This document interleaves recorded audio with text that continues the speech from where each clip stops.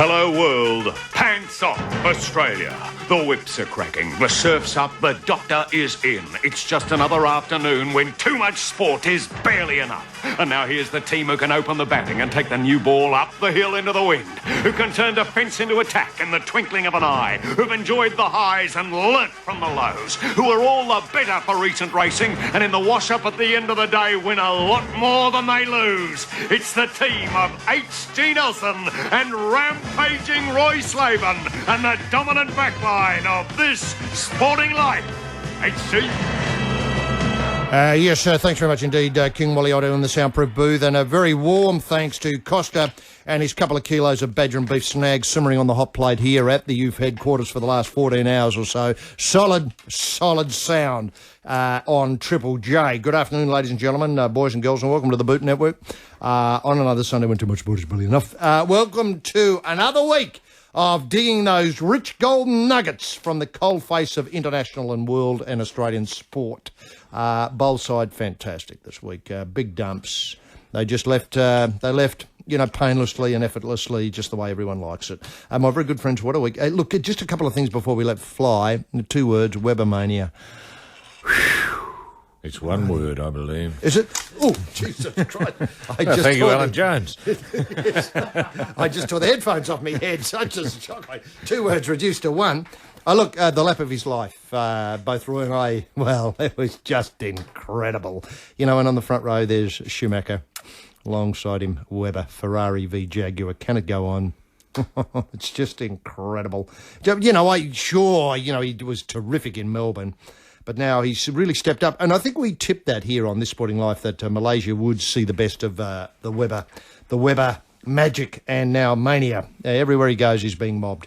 And look, I do know it was the Bunbury Cup this week, and I know a lot of people are asking my thoughts on it. I thought it was a terrific event. The BRC just went silly. Loden Lockett, obviously named after a plugger, terrific horse, a personality horse, a real personality horse in that area of Western Australia. It was just terrific to see it win, won stylishly. And I must say, hats off to the whole committee there. They really turned on a magnificent day. It might have been Thursday of the week. Rugby League, which is struggling at the moment, was really dealt a body blow this week. Look, you know, it's had a run of outs, and once you get a bit of bad luck running with an organisation like Rugby League, it's a bottomless pit, and all of a sudden, you feel as though any lesser code may have folded the tents and moved on. Thanks very much, Alan Jones. But no, the league is really going through the valley of death as I see it, and Terry Hill now not being part of the game. I mean, I saw him as a blinding light in the blackness, and somebody who could have taken the game to those higher levels up where the game really belongs, and the air's slightly harder to breathe because, let's face it, you're right on top of the caper. Terry's knee finally told him something that his mind couldn't. The knee really has been screaming at him for many years now to stop, but obviously the few bits of the mind that were working kept going on. And in a twinkling, the finest and funniest parrot of them all is just a memory. Did we see the best of Terry Hill? Certainly Roy will be doing a half hour on that later in the show. Funny bloke and really stupid with it. But the great thing about Toes is, look, he does have a future. He's got a future assured with his greyhound interests and his, obviously his property developments and his work in the media, those Lowe's commercials. Can they get him funnier? They're an absolute riot. I think Rod Kemp or, the Attorney General, Philip Ruddock, will soon have to step in and ban them. Because they're just causing so much mayhem across New South Wales in particular, and God Almighty, Philip Ruddock loves them. Does he? Oh well, funniest thing on television, he said to me. Is that right? Well, God Almighty, well, I'll have to look elsewhere. I'll have to lobby at the state level to get him banned. They crack him up. Crack him up. That's fantastic. Look, I liked Terry's final appearance before the media. I think the quote was, "In the best interests of the club and myself, I've decided to do the right thing I decided the right thing to do was retire." Just 10 years too late, Terry, but finally you came round to seeing it, exactly as the rest of the world has. And I fully ticketed Coach Langmack, who I pinned down in the car park.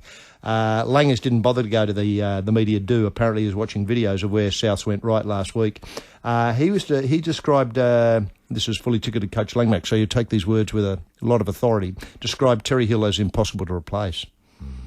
Very hard to get a lunatic with a dicky knee. So I suppose he was. And we dedicate This Sporting Life to Terry and his future. And let's not forget that Terry is linked romantically with the Bozo Fulton family, and we do call him Bozo because he's a clown. I think Kirsty. And so our very best wishes go out. Kirsty or Christy? Oh, well, you might be right. Christy, sorry. Yes. I know Bozo wanted to call her Kirsty, but the mum wouldn't let him. No, he misspelled it at the last hurdle. when on the acid test. Anyway, obviously, Bose and, Terry's and, I mean, I just hope romance can weather this sort of storm, Roy. I don't know, maybe if you could think about some advice for the young couple. She fell in love with a rugby league player. That's right, she did. He's not a rugby league player anymore. No, I know. Well, this could spell the end. She might have to look elsewhere and say maybe focus on somebody like Craig Field, who I understand is back in town. He is, that's right, playing for the Jets. That's right. Anyway, is it too soon to start talking about the Hill medal? I don't know what it'd be for, but it's got a ring to it. As I mentioned Rod Kemp earlier, but he might be the Hill medal winner for 2004. And in his acceptance speech, it says something like, "I'd like to thank the Hill medal committee for this wonderful bauble, etc." It does seem to be something that flows off the tongue. I mean, Alan Border medal, sure, it's got its sort of supporters. I'm not one of them, but I just think it's a little clumsy, the word Alan Border. But the Hill medal, I think, is nice, neat. People can get, you don't have to be a university student to understand it. And so, to the first cab off the rank this afternoon, it's great that the Herb Elliott has head up the probe into Athletics Australia. If anyone can find where the missing billions are, a probe from the task force Elliott. We'll get to the bottom of it. I mean, no opening will be left unprobed once Herb goes to work. Although I did see late in the week, people were questioning the credentials of Herb because of association with a business identity, a Western Australian business identity, who seemed to be putting in the missing billions into Athletics Australia. But that may be something for the Herb Elliott task force to sort out. Adelaide Crows coach Gary Ayres has warned the football industry not to write off Wayne Carey in 2004. Roy and I had never write off the plumber. Wayne Carey has, really set himself for an absolute blinder. According to Conan, obviously Wayne has set himself for a very big year, and we write the bloke off at our peril. So I just let that hang there, and so quickly move on to the Stain sports briefs that have lobbed on my desk this week. The prestigious NBN Television Newmarket Handicap for 2004 was run. It was an absolute cracker. Wednesday afternoon at the Sacred Broadmeadow. That's how Ian Craig described it for 2KY listeners. Sacred Broadmeadow. I don't know whether the Pope's ever been there. I'd like to think he had. He's been close. He went to the Newcastle International Sports Centre opened by Queen in 73. Yes, right. And that's not a stone's throw from Broadmeadow. Right. And for the prestigious NBN at the Sacred Broadmeadow, it was fabulous, Hunter. I love getting up to the Hunter. Glenn Boss on the Gay Waterhouse train Platinum Scissors saluted with Montario second. There was a lengthy and heated protest that did cause alarm after the run. Roy went in very hard on the stewards. Bart gave an opinion over the phone, as did handbrake Harry White. Apparently Harry rang to say he'd never seen anything like it, and he should know. But sanity prevailed and correct rate was declared, and I think the result unlocked the value in the Quinella. Incidentally, hasn't going to be good for racing. I don't know whether people have heard that before. It's, we seem to say it here every week. And these cliches, we only say them because there is a skerrick of truth in them that hasn't been beaten out of them by overuse. Gay now believes Scissors will kick on and win the Doncaster. That's a very big call.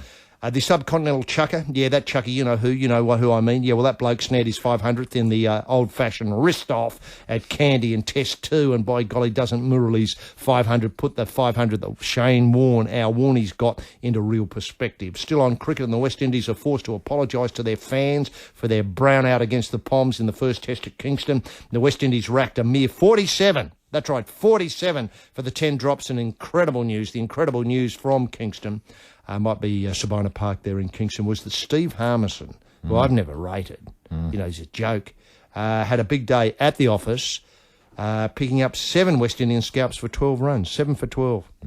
Warney was licking his lips in anticipation. And tennis Little Leighton's incredible run of success at Indian Wells came to an abrupt halt when Little was bundled out in the third round slug fest against Argentinian Juan Ignacio Tiela, the tune 6-3, 4-6, 6-1. Sadly, in the Wells' women draw, our Kim couldn't turn out for Australia because she's got a wrist injury. I don't know what she's been doing to the wrist to jag an injury, but she's been fitted with a brace, and when I looked at some video of her during the week, looked pretty tickety-boo basketball, and I'm sure Roy will be across this, but just let me say again, Pigs v Kings, bring it on. I'm not sure where we are in the playoffs. Might be halfway through already. For the final crown, but Sydney's going to win it one way or the other, as in a team from Sydney. More football, and in a move that will have savage repercussions on how the game is played everywhere, the AFL officials have cracked down on abusive language directed at rival players.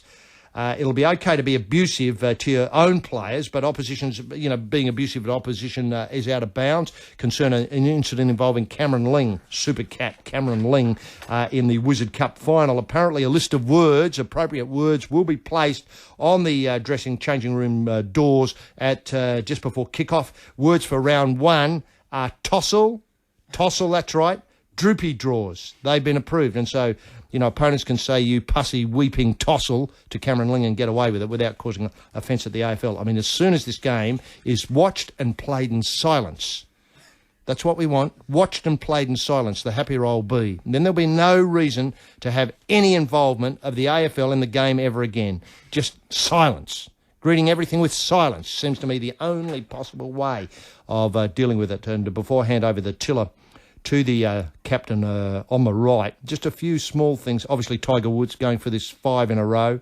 Apparently 4 in a row. One of the people who holds 4 in a row, obviously going on the PGA Tour, is our very own Funnel Webb, who snared the Australian Masters 4 times on the trot. Orange Sims apparently have gone. We spoke about the Cobar Roosters the other day. Apparently Orange Sims now have enough rugby league players to field a team. I blame Gallup and his administration, which is just sucking the life out of rural and regional rugby league. And thank Christ Jamie Lyon got in his ute this week and drove back to Wee War. Otherwise, they wouldn't have a team. And the roof, they've pulled the pin on the roof of the swimming venue in Athens. So it's a very, very sad day for sport today. What with, obviously Orange Sims can't field the team and the roof gone. I mean, I never did like the roof. I thought it was a bit try hard. I thought it was a bit of a showboating to stick that thing on a venue. But, they've moved the times. Apparently, most swimming will be done pre-dawn or at about 12 o'clock at night, so as they get perfect light and perfect conditions. And with those few thought starters wrenched from the esky of life, it's time to push this sporting life sloop away from the wharf and get a pointing north. And we can simply do this by asking the captain for his fact. I refer to the king of the gender issues, rampaging Roy Slaven, and role model. Let's not forget that he's a role model. Here he is now. Roy, what were the ball terrors from your end of the poop deck this week? Pirate King! Yes, thank you very much, Alan.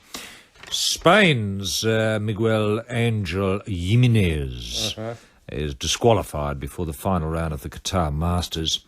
And that Qatar Masters I regard as one of the great blue ribbon classic golf events of the world.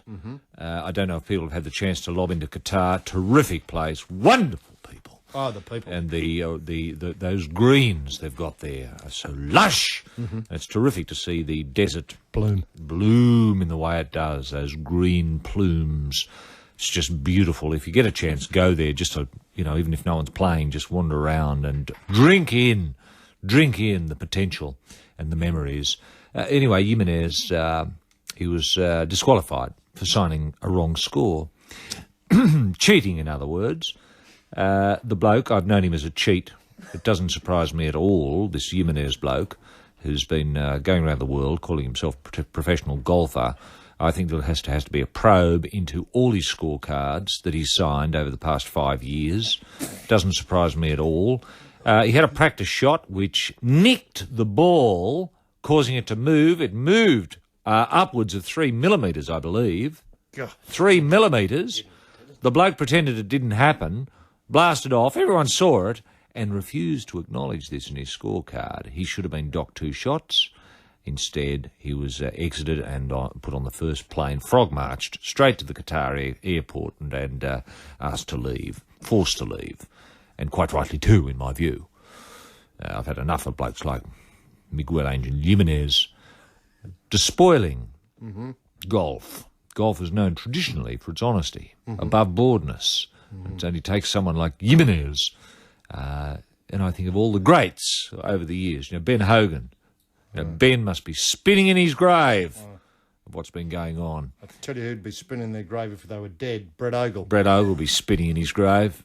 He'd go to a grave and spin anyway, if Brett's the bloke I know. Jamie Lyon, as she's pointed out, he's retired. Very sad to see Jamie go. Robbie Ross is retired. I believe there were physical circumstances for Robbie. I think he had a bulging vertebrae in his neck that was the size of 4 house bricks.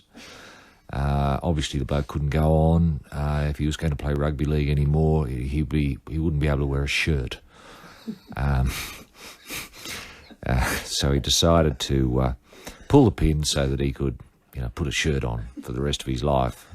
You can understand the bloke, with just, trying to get on with life with some sort of Hessian bag draped over his head with a hole cut in for something to pop out.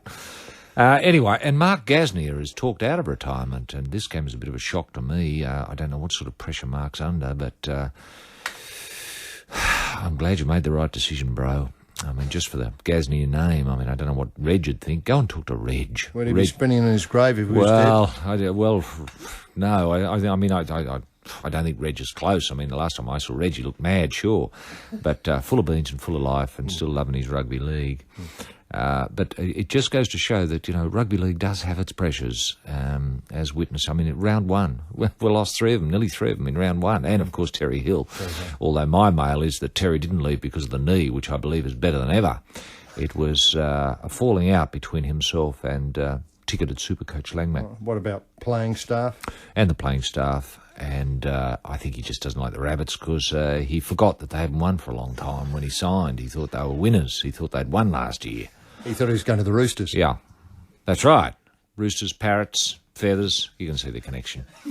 Robert Allenby in a tie for 4th in the Palm Beach Gardens Classic. And Robert Allenby, not only a tremendous role model and really loves his golf, and doesn't he put on a smile and a show when he plays? Affable, likeable, lovable Robert Allenby. And don't forget, he's our number 1 player at the moment, arguably. Good to see him come in with that tie for a 4th. Robbie Peden stops number 1 junior light heavyweight Nate Campbell.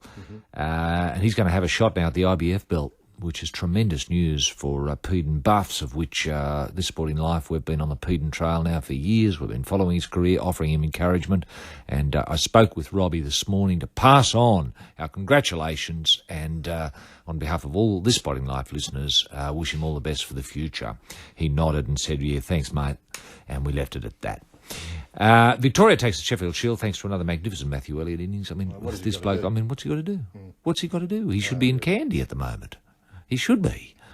He's such a terrific bloke. Sure, he had that runabouts with his dicky knee, but it's all come back together. He's the Sheffield Shield Player of the Year, and I think it's an outrage. I think it's a disgrace. Absolute disgrace. That our number 1 Sheffield Shield player, number 1 Player of the Year, Matthew Elliott, doesn't even get selected in the Australian team. It's a farce. Ian Thorpe succumbs to a stomach virus, which brought on tremendous gastric, which kept him out of the pool all week. I think he could have swum in a private pool, but wasn't allowed in a public pool for obvious reasons. Leakage, even with the suit. There was no guarantee that there wouldn't be a couple of bits squeezing their way out, especially around the ankles. Even though they were taped, we experimented a little bit in the bath. We taped the suit to his ankles and put him in the bath, but there were still signs of discoloration. So we hosed him off, emptied the bath, and decided to pull the pin on training. But I passed on all our best thoughts from This Sporting Life listeners to Ian when I spoke with him late yesterday afternoon. The Golden Bear, Jack Nicholas, spinning in his grave because of the Jimenez incident, obviously. Not that he's dead yet. Ah, but he would be. But so much alive, is he? He's back on the seniors tour. Wow. I spoke with him last night. He's hoping to notch his first victory in 8 years. Wouldn't that be great to see the bear back in the winner's circle? The dancing bear. We haven't seen the dancing bear for 8 years. We've just seen the grumpy bear hovering near the precipice of the grave mouth. Well, he's back.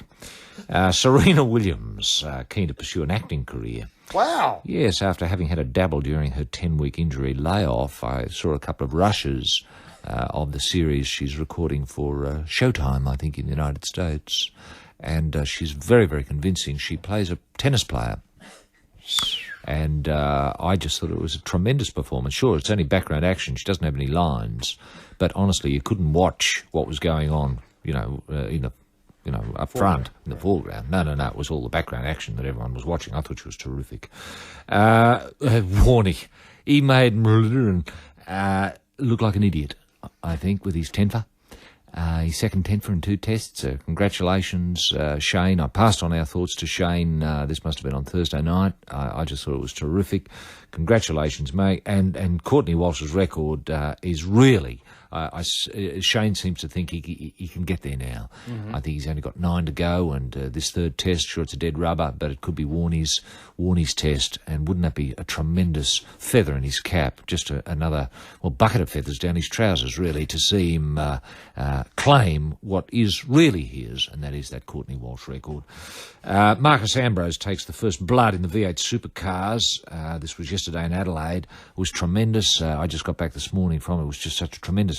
And when is the Blue Thunder going to go back down under in Adelaide? I mean, it belongs there. I mean, the whole city really was designed as a circuit. Ingle was 3rd, Scaife 7th. So you'd have to say the Ingle-Scaife imbroglio is certainly going Ingle's way at the moment, and I worry a little bit about Scaife. He just looks a little bit driven. I don't mean that as a pun. I mean that deliberately. I tried to speak with a bloke this morning, but I could not make sense of what he was saying. I think the bloke is in serious trouble mentally, and I'm not.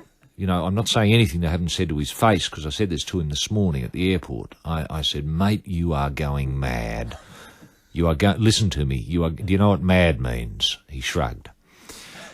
And, of course, Mark Webber, speaking of racing, HG's mentioned it, second on the grid, Kuala Lumpur. I mean, it's just fantastic. I've never been so excited. I watched it via satellite last night. It was just tremendous. With the betting at the moment is, where will the DNF happen? My mail is that 2-1 on in lap 1. Wow! And I think that'll be terrific, because he's done all the work. He's done all the work. Second on the grid. What more can you ask from the bloke, in a dud car? I mean, he had to push it the last 100 metres. Remember that. And he still got there in tremendous time. Lap 5, 3-1, and lap 7 is 4-1 at this stage. So if I was a betting man, and I am, just get on that red-hot action of lap. My Troubled Mind, Wild Billy Childish and the Buff Medways opening the life up for another week when Too Much Sport will be barely enough on Triple J. Kids, you've seen him in the news and loved him. Why not have one of your own?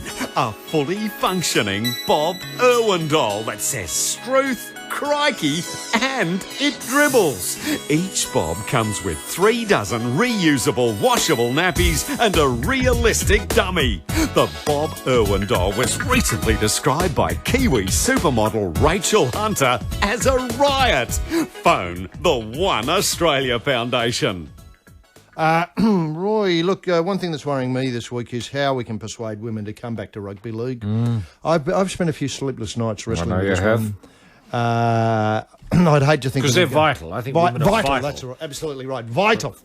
Because they are the lifeblood of rugby league. They are the lifeblood of... You're absolutely right. And they appreciate the work of role models. Yes. Probably better than blokes. Yes. They know how hard it is to be in rugby league. They bring the kids along. They cut the sandwiches. They do the oranges. They wash the jumpers. They do it all. They do it all. So... Honestly, overall, I think this week we should just think about how we can retain the support of women rugby league freaks. Yes. Perhaps if women HG were allowed at matches, if they were given $100 for just attending, obviously a free ticket. Lovely idea. They get $100 from the NRL or a coupon to spend in shops. Yes. What a lovely idea. And maybe you could get one of those big firms like Target or Myers to get these vouchers together. That's right. And rugby league women's vouchers. Now, could they spend it on anything? Could they spend it on lingerie?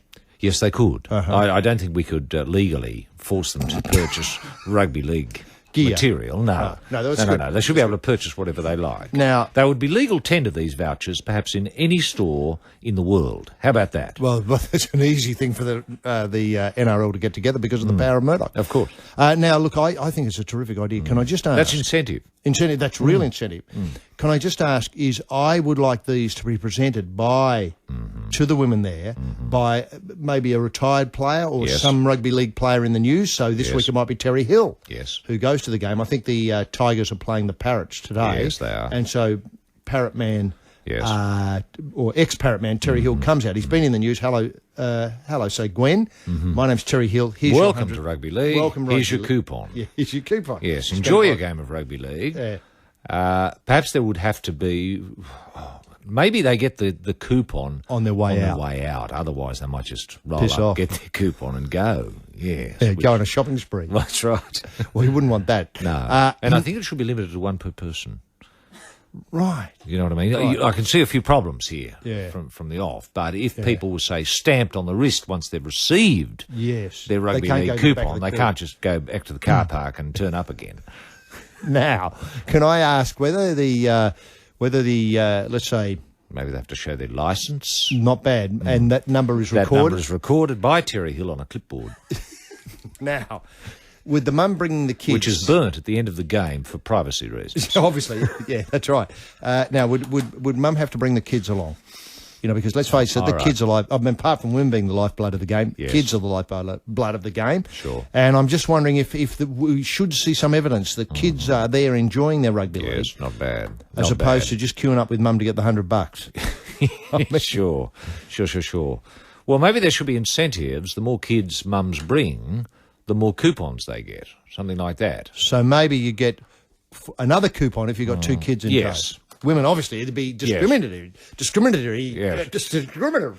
to have, obviously had to bring kids because Yes. this would obviously lose half the population Indeed. that you're trying to appeal Indeed. the game to. Yeah. Well, that's Indeed, great. but we don't want people to... Well, I suppose there's nothing wrong with Taking advantage of it. other kids, other people's No, kids that's to right. the That's right. game. That doesn't worry me. That's fine. That doesn't worry me. Yeah, You don't have that's to fine. prove More that the you're- merrier. Yeah, that's right.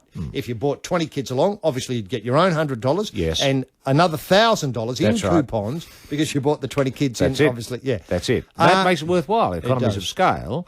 It'd be the hire of a people mover, probably. A Toyota bus or Something like that. Modest bus and Yes, somebody one to of those drive it. Chrysler Voyagers or something like That's that. right. You could Cram 'em all in. in. Then you've got your problem of your bucket of chips each because you have to bribe true. the kids. I mean, I don't mean to be unkind to kids, but they No, like true. to know what's in it for them. Yes. We're going down to get $100. Are you? What, mate? Anyway, a nice bucket of chips. So that's Yeah. $3 each. Yeah, well, maybe $60 Maybe the there. kids could be given coupons that allow them to get their chips and a soft drink for free. What a lovely idea. What a lovely idea.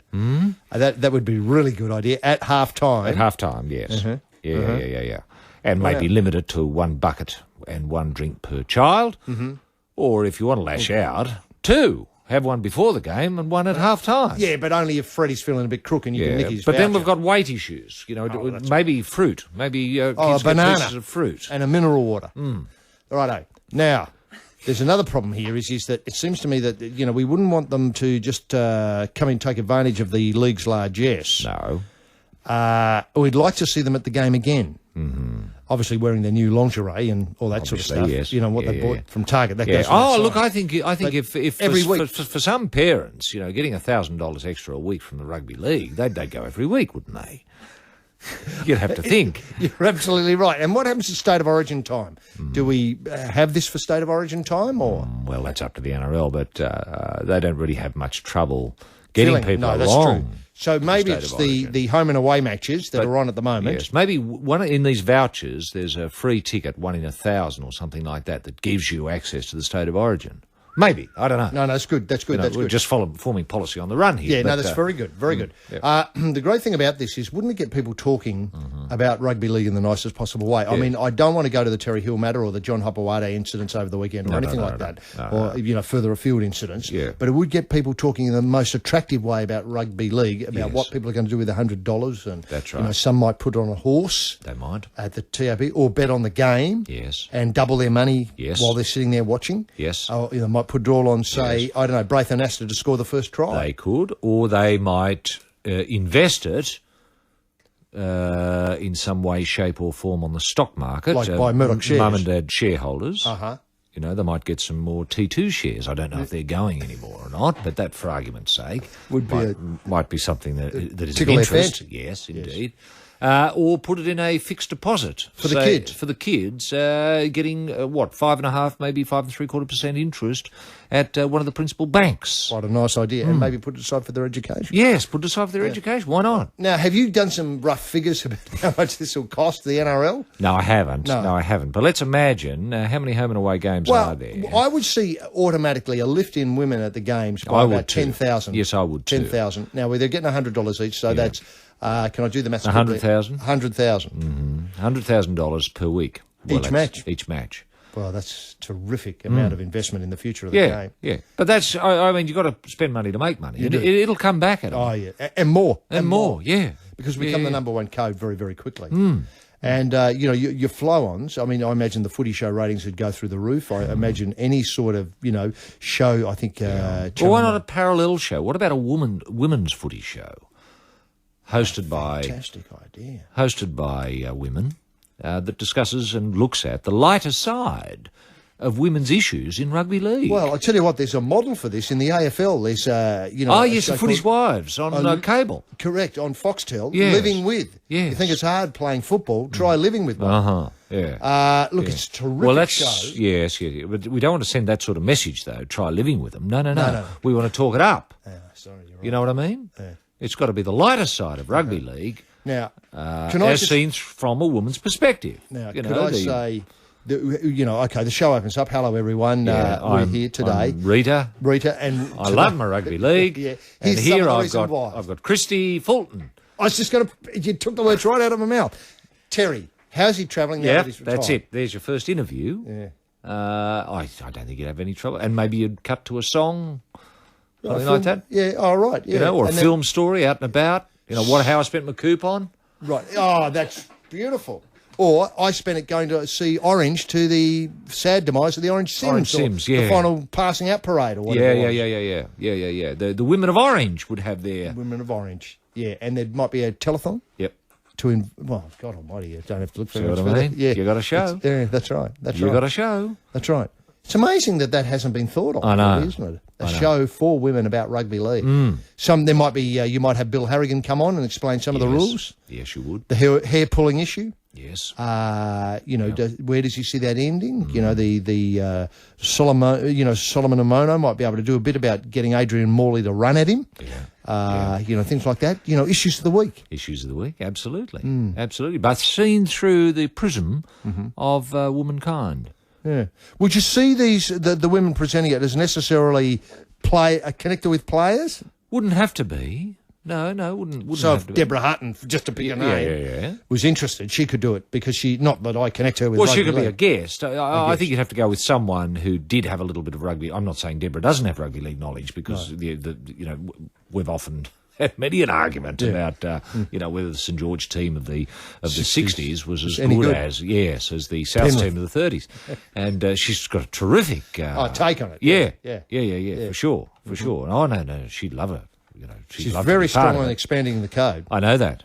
I know. 18 teams. She wants to go back to the. Well, 18 she told me 23. Well, we're other 5. You don't have to answer that. No, well, that's terrific. But I suppose it would be a full-time job, and she's got many other. I was going to say. Well, irons she's in the got fire. that auction show. Is that Auction what it's show, called? yeah, Whatever it's incredible. called. Just Yeah, incredible, going through the roof. hot property it might be called, or just trying to think of- position or something. Yes. Funny positions. Positions, yeah. And do you see this as a possible free-to-air show? Oh yeah, Yeah. absolutely, absolutely, yeah. I've been with Christy. I've been talking to Channel 7 about it, and they've expressed interest at this stage. It's in Now, I'll tell you what would be nice is to have all the coupons numbered, and each week... Lucky coupon. Absolutely. And they appear next week. Whoever's won it is going to come through that door and get, I don't know, some Heaps. prizes. A car. A car. Yeah, one of a those car. One of those Nibiras or something. Yeah, something valuable. Yeah, no. Or a Barina. Barina. Yeah, that's right. Well, I think that's got the makings of something really, really positive there for women. Because you see, what women are alienated by, I don't mean to speak on their behalf, but what I guess they're alienated by is the violence, the Stupidity. the stupidity, The rampant grossness. misogynism. That's Or right. misogyny. That's right. Yes. Well, I think they've got to set up, as you pointed out before, a parallel culture Yes. of gift giving Yes. in your Chinese style. That's right. And of success. Yes. And good news stories. That's it. That's it. That's the new look rugby league. Anita's Miracle Suntan Lotion from Tough Love on the Life on Triple J. And just here's a couple of good news stories that, may help the image of the NRL. The NRL website is to be overhauled. About bloody time. yeah. I mean, you've got last year's fixtures still up there. I know. I went to look at the matches for this weekend. I was shocked. Had no relation to reality. Anyway, that can happen. It's going to be overhauled. And two of the game's biggest personalities, Rooster Ricketson, he's been approached to become the NRL's official food and pub critic, What a good idea. travelling to the city haunts and giving them a rating for league fans. Well, like the beef and beer steak, whatever it is, the beef and... The bourbon and beef. Bourbon and beef, that's or whatever it. it's called up Yeah. across there. Yeah. Look, that's Because they love it there, the rugby league players. it's Especially terrific. late at night. Very, very friendly place. Well, you can always get a fight if you're a little bit edgy. That's it. Got a big game coming up. Obviously, Hermono's the opposition. Adrian Morley just toughens himself up there every week. Look, Roy... Well, would he be going to the fine restaurants, all over the country, Lucio's, yes, place Benelong and all that sort of Benelong. stuff. Look, Harry's Cafe de Wheels. Look, you're talking top shelf now. Look, can I just say that I just hope it is, he asks the question, walks in, doesn't announce who he is, No. looks at the television and says, "Excuse me, sir, would you mind," to the maitre d', "would you mind turning that over to the Rugby League channel?" He might be able to watch replays, he might be having breakfast, stuff like that. If there's any sense of hesitation, I hope that gets that place at a very low mark. Because I think that's your first thing. He should really... it's going to be a bit obvious once the word gets out, isn't it, to restaurateurs that keep your eye out For a big fat bloke. for a big buff-headed bloke, especially if he's wearing his Roosters Guernsey and boots and shorts and stuff. he will. He might have to go in civvies and just secrete himself quietly to get a genuine view of what the place is like, because And would they're cunning, restaurateurs. They're cunning. If they think you're a critic, they'll treat you very, very nicely. Now, do you think he should, does he have to have any skill for this apart from being a league player? Does he have to know what a hollandaise sauce is? Or, I know you're a big rap for anything done up in a white sauce on a better pumpkin mash. Sure. Stuff like that. Does he have to does he have to bring a Well, critical I assume perspective? he's put his hand up for this because he does have some... I don't know, he might have done a course. Has he done a course in cooking? I don't know. Well, you see, what I wouldn't like to think is that he had a particular axe to grind about the return of tripe or, say, hocks to the top of the menu tree, or he had a particular view about coffin-based scallops, which he didn't like, or something like that. Sure. Do you know what I mean? I don't want him to be You able don't to... want him bringing his prejudices That's right. to his reviewing. No, that's right. Oh, well, that's a sticky one, isn't it? I mean... See, that's why I thought he'd be on better ground. His review on the website would be, let's say, spec. Spec. Well, he mightn't go into much detail. He might just give it a rating, 2 balls out of 5 or 2.5 footy conversions. balls or something 3 like- tries. Yeah. Okay, spec. He says, yes, rugby league friendly. They changed the TV, obviously, yes. Food. Then he could maybe say 3 tries. 3 tries, yeah. Unconverted. Yeah. Wine list. Might be able to have... Didn't see it. Or you might be able to say... Too long. Too long. That's right. Yeah. Too hard to understand. Too hard to understand, yeah. Okay. Then also Jason Stevens, he's got a bit of a brief. He's going to become the NRL film and fashion critic. Wow. He was spotted at Hoyt's during the week with notebook in hand. Oh. He's also going to advise on the best places to buy groovy fashion. Wow. Well, that's a great idea. I thought you were going to suggest he's going to tell you what are the best seats in your various cinemas throughout the country. Oh, well, that could be an added yeah, bonus. Added bonus, yeah. Now, Row 29, seat L. yeah.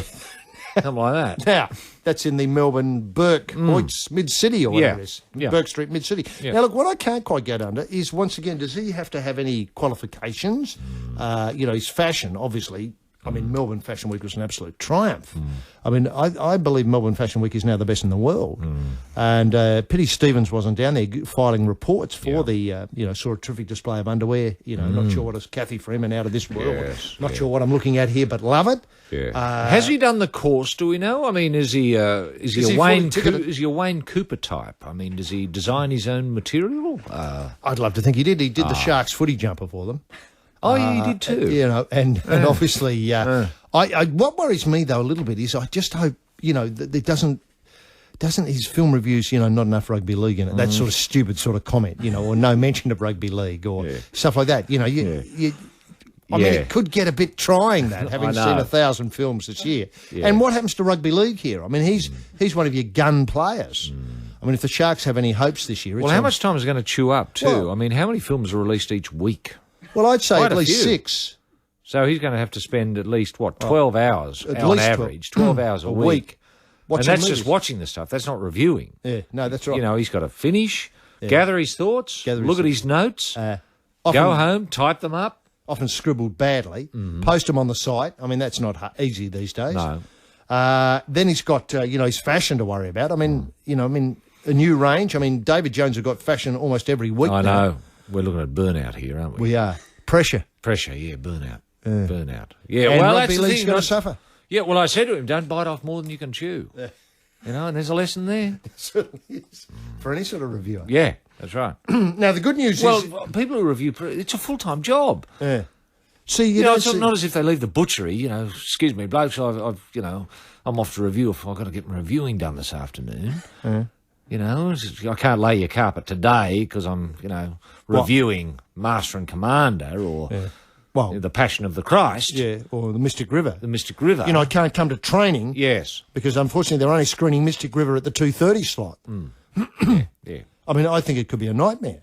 And people would start bagging him. Yes. Hated the Mystic River review, get stuffed about Christ, you got it all wrong, all that sort of stuff. Yeah. Taking away from the league. Yeah. And the same thing about the food. That's right. That's right. You might find Luke reviewing a restaurant that is the favourite restaurant, say, of Adrian Morley. You know what I mean? You get a falling out then within the team. You get a feud.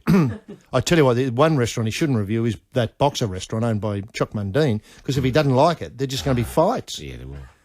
I haven't been there yet. Neither have I, no, but it's top of my list. Yeah. Want to get half. Because Jeff Fennick has a restaurant too, doesn't he? I think he does. Yeah. He has a haunt. Yeah.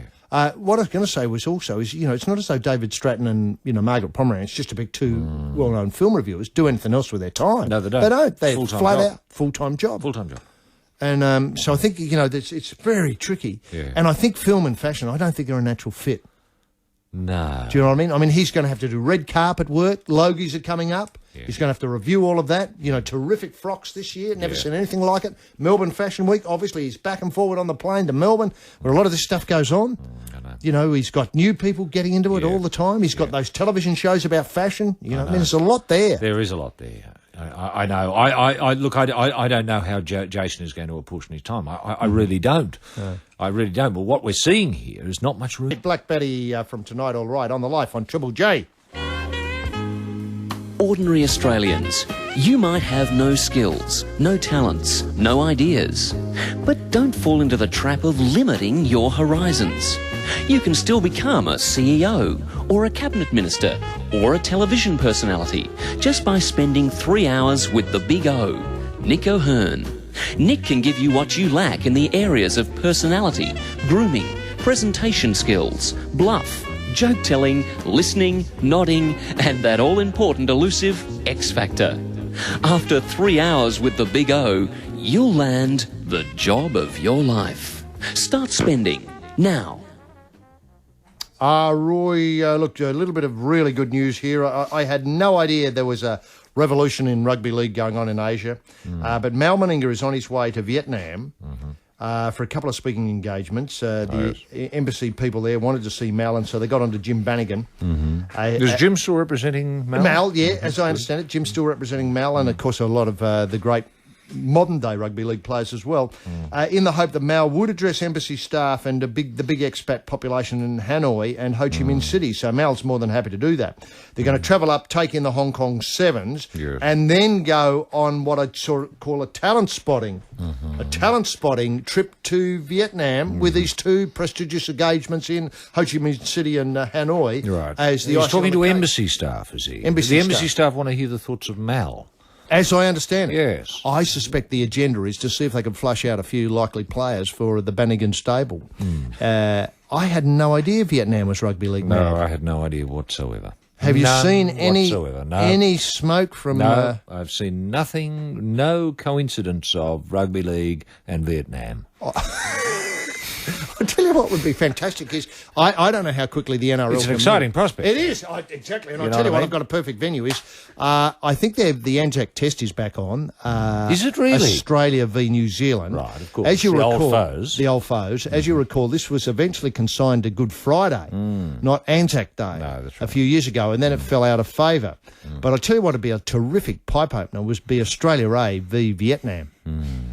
Because I think that would be just wonderful, because I hadn't, as you point out, we're both ignorant of Vietnam that's right. rugby league. And it's a Vietnam. real hands across the water thing too, HG, absolutely. isn't it? I mean, we want to bury the hatchet with the current government. people of Vietnam. What better way? What better way Than to bash them up 80-0 in a game of rugby league. Got it. And I've got to got it. say this. Do we know what Mal's going to talk about?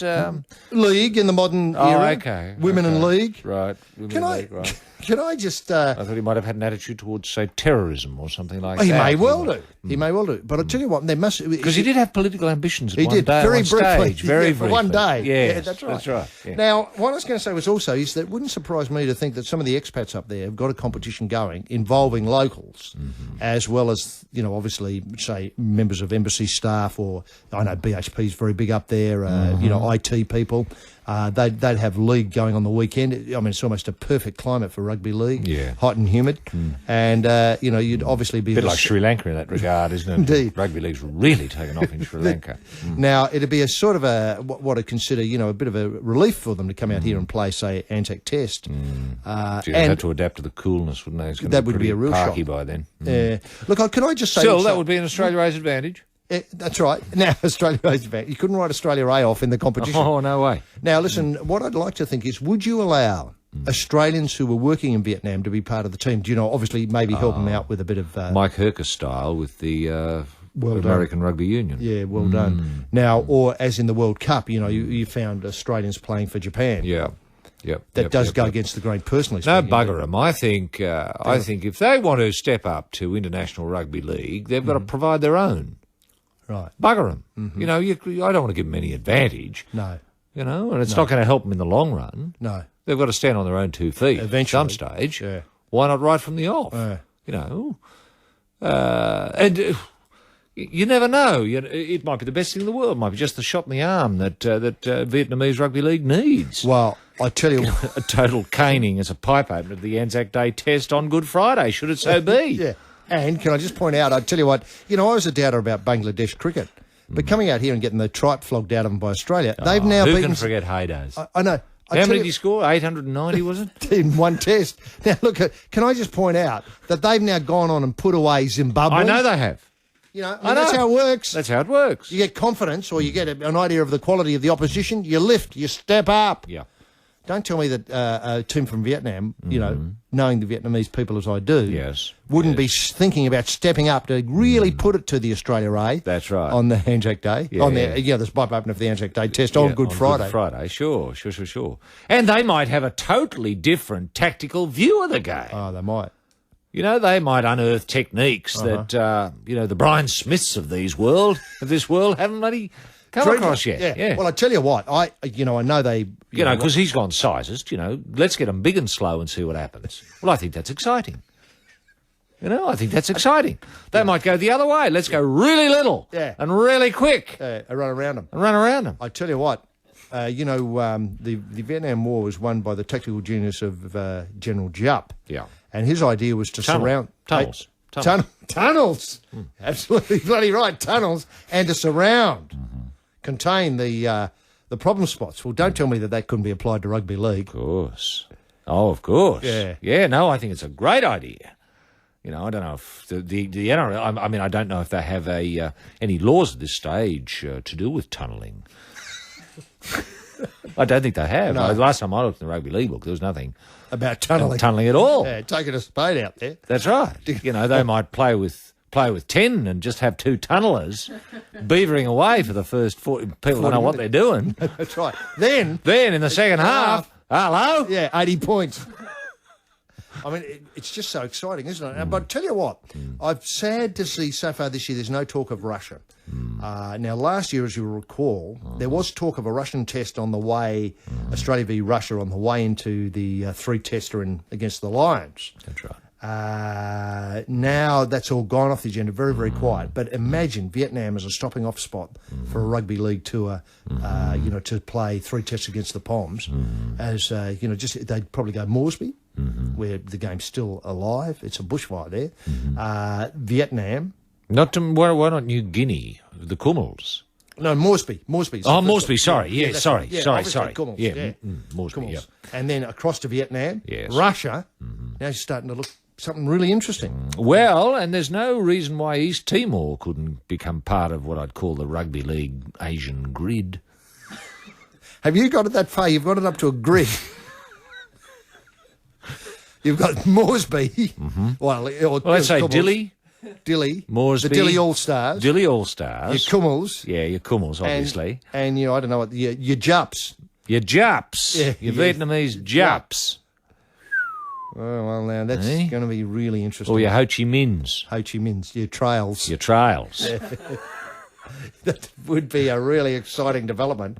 Don't tell me the league's not ready for it, because it is. Oh, yeah. And with women coming back to the That's game. right. You've got women here at the grassroots. Plus Plus. more international fixtures than ever before.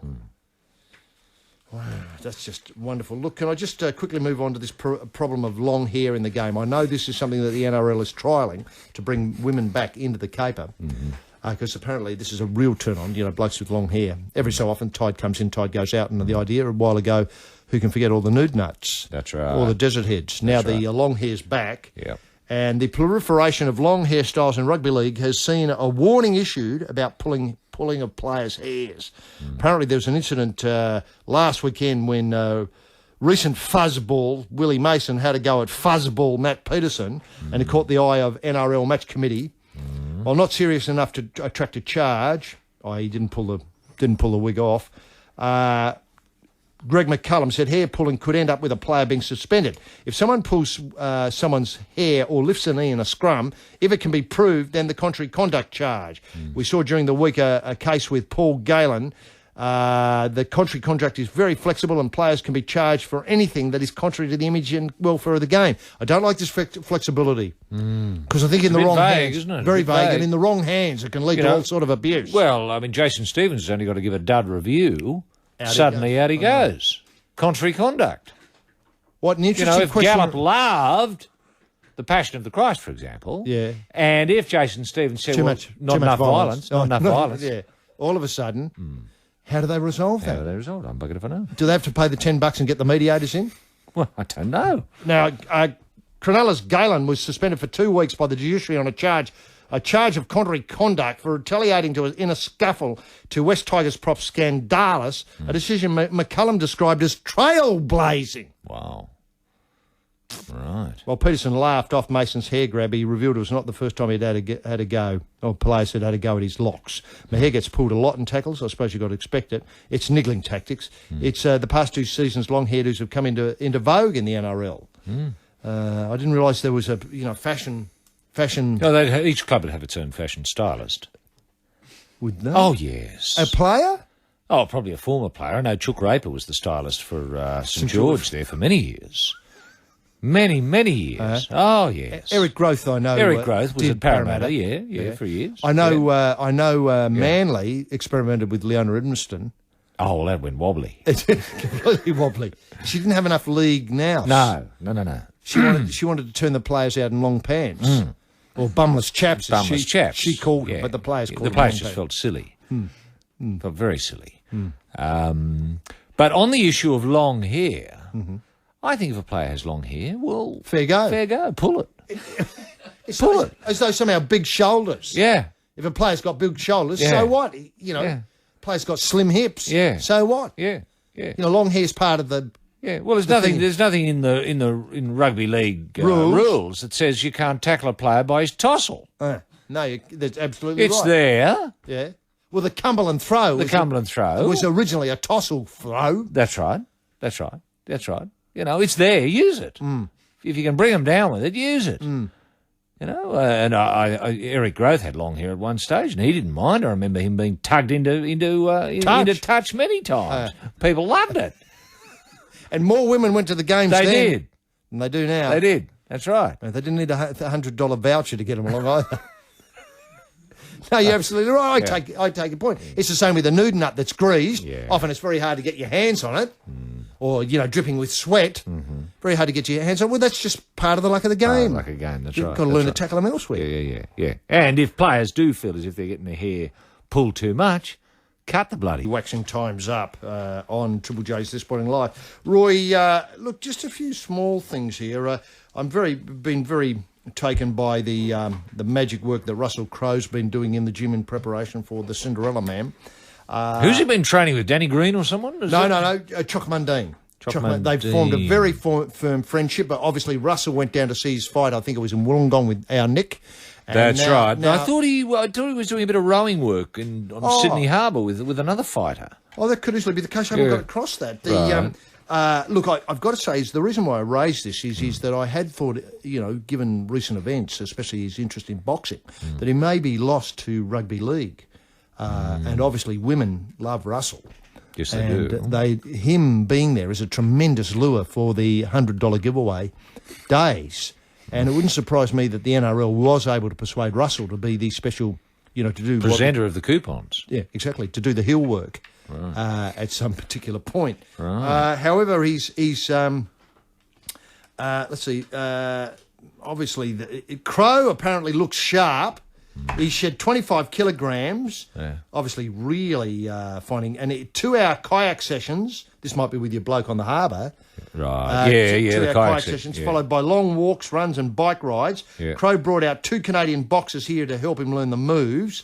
Why didn't Anthony Mundine show him the moves? Well, Mundine has sparred with the Canadian fighters while Crowe acted as his corner man, obviously taking the mouthguard out and giving him a drink at the breaks. I think Crowe's a bit valuable. I think the insurance people would worry about him sparring. Okay. Anyway, and Mundine and Crowe have formed a solid friendship in recent weeks. Mundine is hoping Crowe will be able to attend his world title fight against the Puerto Rican Manny Siaka on May 5. Right. But it's difficult to imagine Russell being here in Sydney at that particular time. He'd be filming, wouldn't he? Yeah. Spuddy Carroll has quit his role as on the coaching staff at Manly. I didn't know he was there. I didn't know. I thought he was full-time. Falling out with Des Hasler, I suppose. To head to Canada with Crowe, where they're going to film the Cinderella Man. What will Spud be doing apart from talking up rugby league in Canada, where I understand it's going through the roof? Carroll will be motivating the boxers in the movie and working with them on their fitness while keeping an eye on Russell. I think he's God Russell's almighty, is he directing the film? Spuddy Carroll. I didn't know he had any ambitions in this regard. No, neither did I. Right. Neither did I. It's terrific news, though, because I think a career in rugby league is really starting to open doors. In terms of, really... It is, isn't it? It's it's the keys to the world, isn't it? Keys to the world. You're right. Keys to the world. Absolutely right. Look, Spud obviously looks after Russell. He does. But at the same time, he was part of the coaching staff of Manly. That's right. I don't know how he combined those two. How did you... And then Russell rings up and says, "I've got to go to Canada, mate." You don't go without me. Obviously, it's you just get. But I thought he was his bodyguard. He is. He slept on the mat outside the bedroom door every night. He does. He sleeps in the corridor in the hotel. Now, what I was going to say, though, is what I can't quite get my head around is motivating boxers in a film about boxing. I mean, this can't be right, can it? Doesn't seem right. Motivating actors, I can understand. Maybe he's doing the actor's work. Maybe they're actors who are pretending they're boxers. In which case they'd need motivating. And someone like Spuddy Carroll would be terrific in that regard. He would. You know. Would he bring all the old G-ups, all the old rugby league G-ups. Probably. To get them going. probably. It does sound... Shave an eyebrow, that sort of stuff. Yeah, short sheet the bed, crackers, biscuits down the trousers. Yeah. That does give him a bit to do, though, doesn't it? Oh, full card. Full card Carol.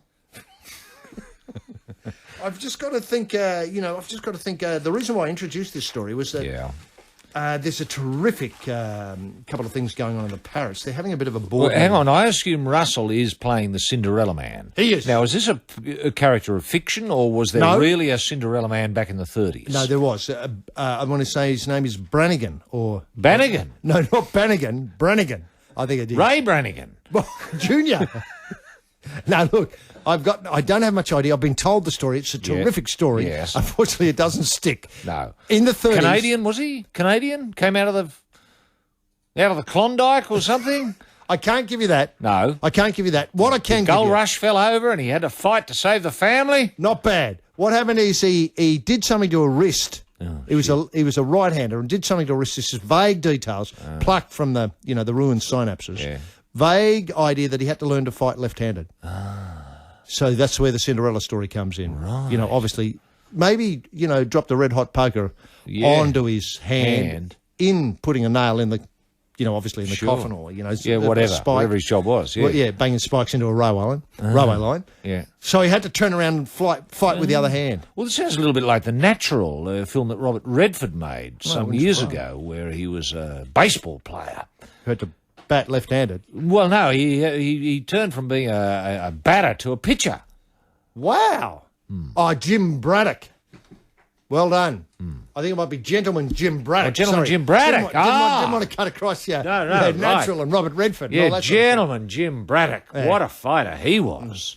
Oh, yeah. No, you're That's right. Correct. That's right. He was a southpaw in the end.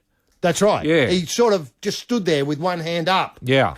And just kept whacking away. He had a terrific jab. A blur. That's they said right. a He blur. was just lucky that the word never got out to any other fighter in the world that he only had one hand. They all prepared for a two-handed They fighter. did. That's a crucial mistake. Yeah, they did. He used to fight in a sealed black ring. So with builder's plastic all over it, so no one could see him do it. Yeah. But I'll tell you what, he had 2 specks of dynamite in that one hand. In the right, yeah. Oh, no, he's magic. Magic. Crowy. Yeah, well, Crow would be great. And I assume there's an interesting backstory, is there? Like runabouts. Family saved. Family saved. Saves the farm. He would have, yeah. It was drought in Canada, first time ever.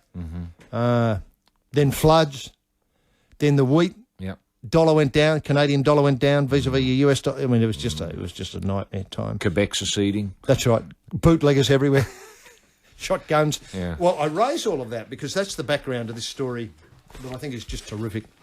As I understand, there's a special general meeting of the over at the hutch of the Parrots. Okay, when? Wait a minute. I think it's next Sunday. Okay. So this will be a terrific meeting. Oh, it rules us out. We've got to work. They Yeah, know no, that. it's disappointing, isn't it? Bastards. Now, Crowy has backed former pie maker, or it's still current pie maker, Sean Garlick, for a spot on the board. Now, Crowy said Garlick had energy commitment and ideas to help the Parrots recover from their management woes and help take the club to success. Next Sunday elections are expected to showcase further divisions in the club as supporters of Chairman Pappas and those of former Chairman Piggins battle it out. Oh, I see. So there's a new broom and an old guard. Pap v the pig. Pap v Pig.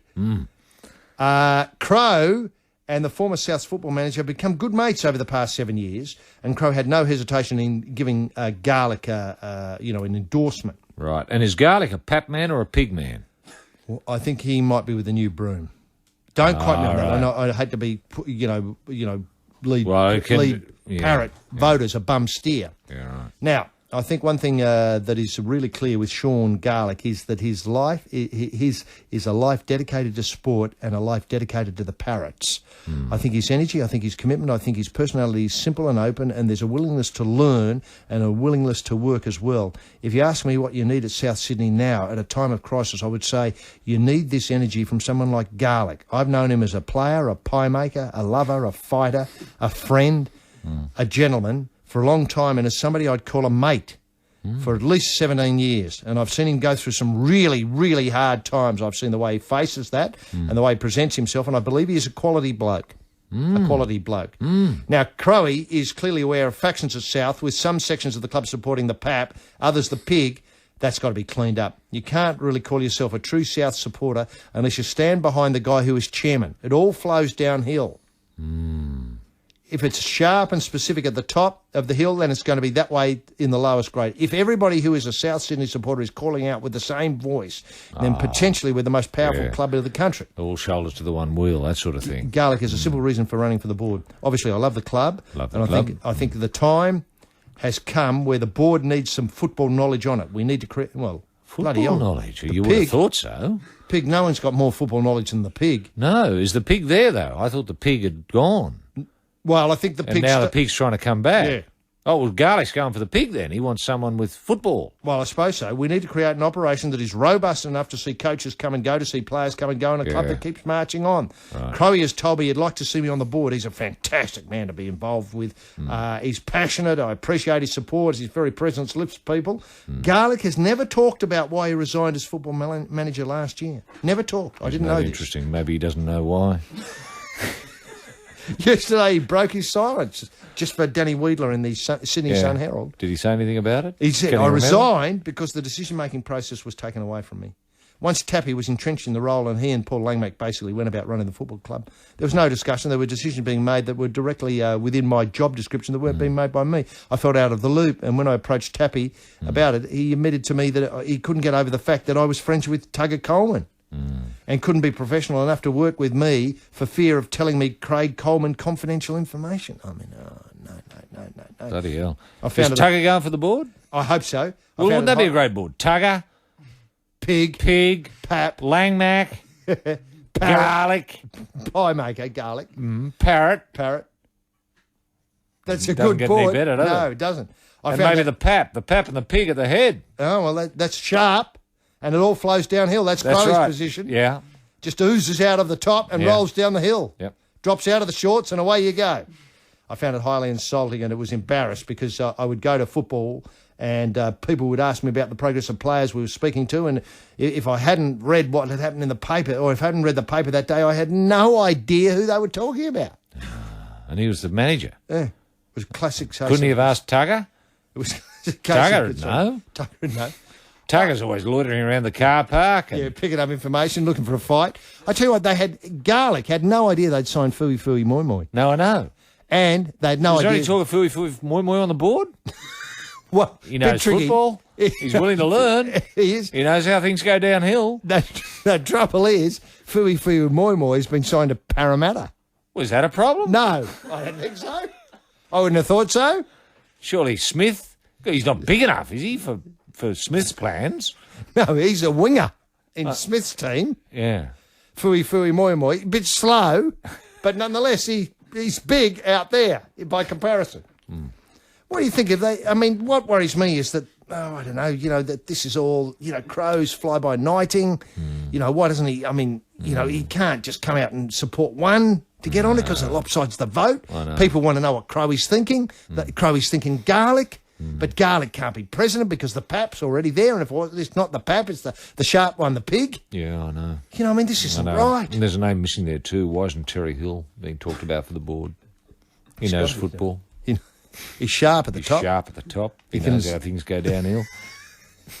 And I tell you what, what I think is, He and Christie together. What a She lovely knows idea. football. She knows football. Yeah, she's grown up in football. And can I just say is that why isn't the Parrot got a piece in the paper saying who he supports? Yeah, well, we won't move. We can't get this board happening off the ground unless Jones is involved somewhere. Yeah. I tell you what, apparently this Sunday, and they're hoping at this Sunday to pass a motion suggesting that the next big annual general meeting happen in October so as they can clear the way for the season ahead Right. That's great thinking. I thought you were going to say October, say 2020. So it gives this board a chance to get get the stuff flowing down the hill. You got it. No, rather than the sort of Damocles of October hanging over their heads of this year. Yeah. I reckon a middle position then. Let's say they can have another meeting in October, but that board's in there. We know it's going to be in there till 2020. Yeah. To get the stuff really flowing downhill. That's it. And you'd be looking for young people, fit people. And women.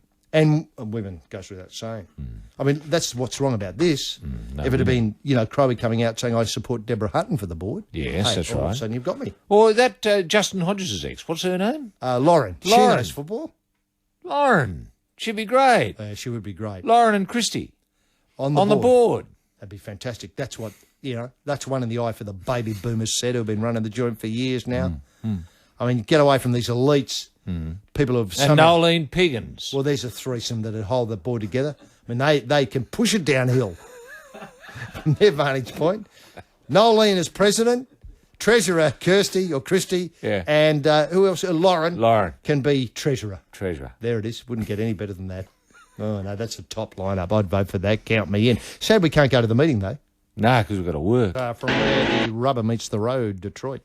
And from Pawnshot Part, we heard No Regrets. And the Maroochydore Tuggers have just taken out the under-19 boat crew event at the, obviously, the Surf Life Saving Championships. And they got there ahead of Wanda Red, so a terrific result for the Tuggers.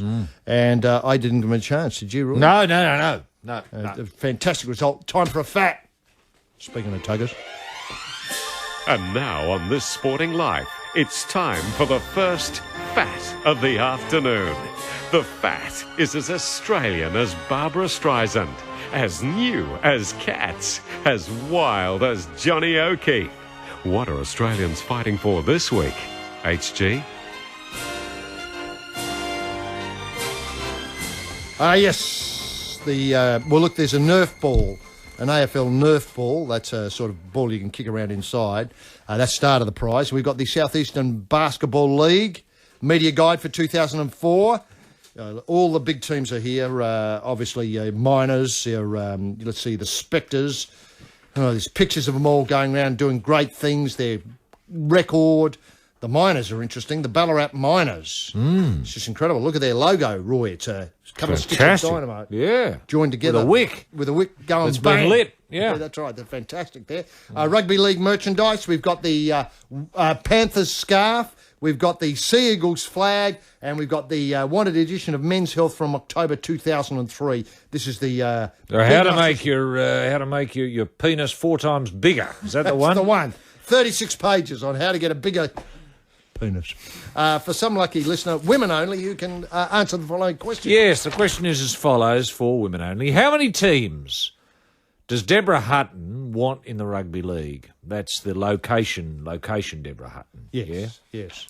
How many teams does Deborah Hutton want in the rugby league? The number is 1-800-555-36. Women only. Phone now. Ooh, NRED. And don't worry about it from Fly or Die. Fats in the air. Who are we talking to, Roy? Yes, we're joined by Natalie. She's joining us from Islington. How are you there, Natalie? Very well, thank you, Roy. Now, are you close to Maitland Road there at Islington? Yeah, absolutely, yes. It's just on the other side. Just on the other side? Yeah, we're in between Maitland Road and Fern Street. Ah, I know exactly where you are. Marvellous part of the world. It is. Now, did you cop a lot of rain in your part of the world last night? No, none at all. None at all? None at all. Jeepers creepers. Must have swerved past once it left the Sydney area, travelling north. It must have either swerved left or right, because there's quite a dump on the Central Coast and in the city of Sydney last night. What have you been doing with the day? Bit of painting, playing in the park. As in house painting or drawing? No, house painting. House painting. Which What's the go? What's the go? Well, just a bit of the bathroom painting, actually. We're sort of fixing up the house a bit. Right. Is this above the tiles? No tiles in the bathroom, it's just wood. Just wood. Oh, well, that's good. Yeah. What, a timber effect, is it? A timber? Oh, we're painting the walls, yes. Right, painting the walls. Now, are you using a special paint, as in something that'll handle the steam? Oh, I hope so. It's just a satin paint. Yeah, is it oil-based or...? No, water-based. Water-based. Okay. And has it been a job that you've wanted to do for a long time, or just basically thought, today's the day to do it? Well, I have to do it when my little one's asleep, because otherwise I can't do it. Right, no, I understand. So you can only do it, While say, she's for asleep, yes. 40 minutes at a time. That's it. Right. Are you using rollers, cutting in with a brush and rollers? I'm just doing the touch-ups at the moment with a brush, yes. Right, okay. Because the big part's been done. Oh, that's good. And what else have you got planned for the rest of the day? More jobs or, just sort of once your youngster wakes up, you'll be sort of off to the park again? Yeah. Oh, well, I'm not to the park now, but yes, I'll just play with her the rest of the day. Right. Right. And what sort of, I was just wondering what sort of food preparation you'd have in mind for later today. A bit of mashed pumpkin for the youngster? No, she doesn't like pumpkin. Oh. Well, that doesn't augur well for a future. I mean, the world's gone pumpkin mad. No, she's not into pumpkin. She likes potato, but she's not into pumpkin. Potato, yes. Oh, potato's good. You can't go wrong with potato. No, I've got no idea what's for dinner. Scott will cook dinner. Scotty's on board tonight, is he? Yes, he does. Does he have a big repertoire? You know, he might ham hock at some stage and followed by tripe in a fricassee sauce. Four-quarter chops. Oh, no meat in this house. Oh, no meat. Oh, yeah, okay. Okay. What, some sort of... I don't know, lentil stew. a zucchini fritter. Yeah.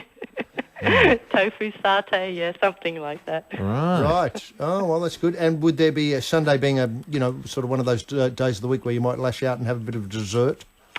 No. Any night's dessert night. Oh, any night. Oh, okay. Fair enough. Good. Yep, Yeah, good, of course. good. And is there much fruit in the house, Natalie? Fruit? No, not really. No. What, just an aberration? You've eaten it all this weekend, or you've That's it, the swerved apples past are gone, fruit? yeah. Right. No, I assume no meat in the house. There'd be a fair bit of fruit hanging around. Oh, well, not always. There's a bit of grapes and a banana, but that's about it. Right. Well, Natalie, look, we'll hopefully not wake the youngster up with when Roy asks you the question. Yep, no worries. Now, the question, Natalie, is how many teams does Deborah Hutton want in the rugby league? 23. Yes. That's very good. And just before we let you go, Natalie, this $100 voucher idea for women to come to the rugby league, would that be the sort of thing that would get you thinking rugby league again? I can't say it would because I've never been into rugby league, so it hasn't got me in. Oh, what a blow! Even so, $100. No. Let's be fair. Obviously there's market resistance to the idea. How about $1,000 to come along and watch a game of rugby league? Would you think about it then? Perhaps. Yeah, Right, $1,000. Right. I think we're on the right track here, Roy. Okay, yeah, it seems to be a... Yeah. Yes, to do with the amount of money being offered by the rugby league. Yeah, but you see that we're just, if we just... It'd cost them a bit, though, wouldn't it? Oh, no, they're cashed up. They're they're cashed up. Oh, yeah, right. They've got poker machines and all that, Murdoch's money and all that sort of stuff to do it. And the players wouldn't mind cutting their salaries a little bit. They would. Oh, that's always handy, yes. They can go to someone else instead. Well, Natalie, the magazines, the rugby league, just to get your mind thinking rugby league, the rugby league merchandise and the Nerf ball from the AFL will get them into the mail, and they'll be there hopefully by the time the bathroom needs repainting. In the meantime, thanks very much for being part of this sporting life. Thanks. See ya. Bye-bye. See you, Natalie. Jay goes into new music overload. Hi, Richard Kingsmill here, and join me this evening for 2004 as we'll be speaking with Epicure, Black Grass, and the Eagles of Death Metal. To me, there's no shame in rock and roll, and you can't. You can't be ashamed to make money, you can't be ashamed to do business, and you can't be ashamed to shake your dick if that's what you have to do. I'll also spin some tracks off the new albums by Snow Patrol and Iron and Wine. 2004, tonight from 6 on Triple J. We had Powderfinger and Sunsets kicking us off from Vulture Street. In the middle there, the Datsuns out of New Zealand and Harmonic Generator. And the Spazzies finished off the set with Paco Doesn't Love Me. All that on The Life on Triple J. To celebrate the new business cycle, Team Nelson has released a series of motivational talks on DVD. This year's Nelson Reports feature leading Australian identities, including Mark Waugh, revealing the secrets of roadside service, Justin Madden outlining international sports policy in the lead-up to the Beijing Olympics, and Michael Slater delivering his testimony on the value of psychiatry in sewage dispersal throughout Southeast Asia. These DVDs were recorded live at the Young Australians in Asia seminar held at the State Guest Hotel in Beijing earlier this year. For a mere $49.95, this is a must for the businessman or woman who wants that lasting winning edge. And remember, China buffs, top quality bootleg copies are only slightly dearer than a cup of coffee. Collectors, you've seen on TV from the Great Australian Legends in Partnership series, the moving Weary and Warney sculptural tribute to those two outstanding Australian heroes. Well, from the One Australia Foundation comes Tomo and the Tiger, a life-size bronze featuring the 70s tearaway Jeff Thompson and the US golfing legend Tiger Woods in a tribute that celebrates ANZUS and the Free Trade Agreement. And as a bonus, free with each purchase comes the 3 E's, Els, Elias and Edberg. 3 champions spanning 3 continents and 3 codes. Ring One Australia today, as numbers are in very short supply. Roy, look, just a few odds and sods as we go along. Look, at Cranbourne today, they're trying something very, very special. It's a 3-code day. There was just King Wally Otto reading the 3 E's. The 3 E's. 3 codes. Cranbourne Gallops, Cranbourne Greys, Cranbourne Trots. Wow. All on the same day. We had the... How does the greys work? They've got to be grey horses, have they? No. Oh, greyhounds. Greyhounds, yeah. Oh, bloody good. Mind you, grey horses... they have those races every so often. I know. Yeah. I like them. Yeah, I like them too, but often get sort of what are considered very small fields. What I was going to say, the first greyhound race got underway at 11. It goes through to about 4:30. Yeah. Do they difficulty quarantining the animals? No, I don't the think dogs so. from the horses, etc.? No. People generally able to pick the right one. You know, that bigger one's he's a horse. No. I mean, how do the dogs get on with the horses? What an interesting question. I just go through the card. The 9 gallops events, taking quite a couple of brown sawdust races, which I always like. There's at least 3 brown sawdust races on the card, starting 11:20 with a maiden plate. And then your trots, they get underway at 11:30 and go through to 4:10. Now, this was tried at Wyong recently, a 3-code day. You know, do you give this... Enormous success, was it? In Wyong? I suppose so. Yes. I didn't see, you know, it didn't make the top of the Channel 9 news, just as a gauge of how much publicity it got, how much coverage it got. No. But, you know, are you in favour of this? Or do you am. Yeah, I am, but I don't like the way this has been divvied up. I don't like to quarantine the dogs to the morning. Then the pace. No, it's one by one, as nearly as I can tell. You start off with a dog race, followed by a trot race. Oh, well, that sounds fantastic. Yeah. That is great. That is great. Are there any what I call funny races where you have, say, the horse being jockeyed by a dog? Well, I think we're in the early stages of this. I think that in the end you'll have dogs on horses. Yeah, I like that. You'll have gallop horses in these, pulling a sulky. Yes. Driven by dogs. Yes, I like that. You'll have horses, jockeys on dogs. I like that. Well, you know, I was talking to Gilly, this is Adam Gilchrist, last night, late last night. He was very excited by the Mark Webber news and phoned me, as he often does when Mark drives. And he thought the prospect of monkeys... On dogs. Might work. He's got some experience of monkeys. Yeah, I know he has. I know. Apparently he said they're unbelievable. They can use a remote control. I know. When they're not nicking things, he says they're great. Yeah. Now, would we... and I wouldn't mind even watching monkeys race each other. I don't think that's ever been tried. Or monkeys on horses. Yeah. Monkeys sitting down whipping horses. Yeah. Oh, no, we're just seeing the status. This is a revolution. And this comes in the week where the blackout on Sydney races is just devastated. I know. I mean, people... It's gutted people. Gutted people, that's right. People... It's been good for radio, though. Terrific for radio and terrific for on-course crowds. Yeah. The only, apparently, of the Easter Carnival, this much vaunted Easter Carnival, where there's kind of footy matches and theatre and opera and dance on, with the races and so on. The only day of this that's going to air is a weird fluke that Channel 7 have decided to broadcast the Golden Slipper meeting. It does open the door, though, now... For SBS? Yeah. In the lead up to Dog Month. What better way than the Easter Carnival in Sydney, brought to you by Dog Month. I mean, it's all working nicely for them. Certainly is. And the Aramaic people are still on standby.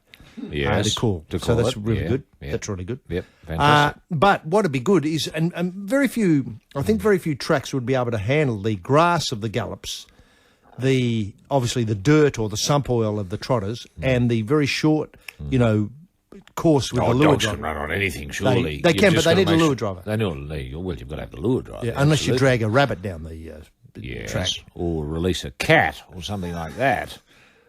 Right. You know, That gets them going. But then the doesn't RSPCA would have to be involved, obviously. it? Yeah, to make sure that no one got hurt. And what would your betting strategy be like on a day like this? Say, Got to bet on Craig? everything. Yeah.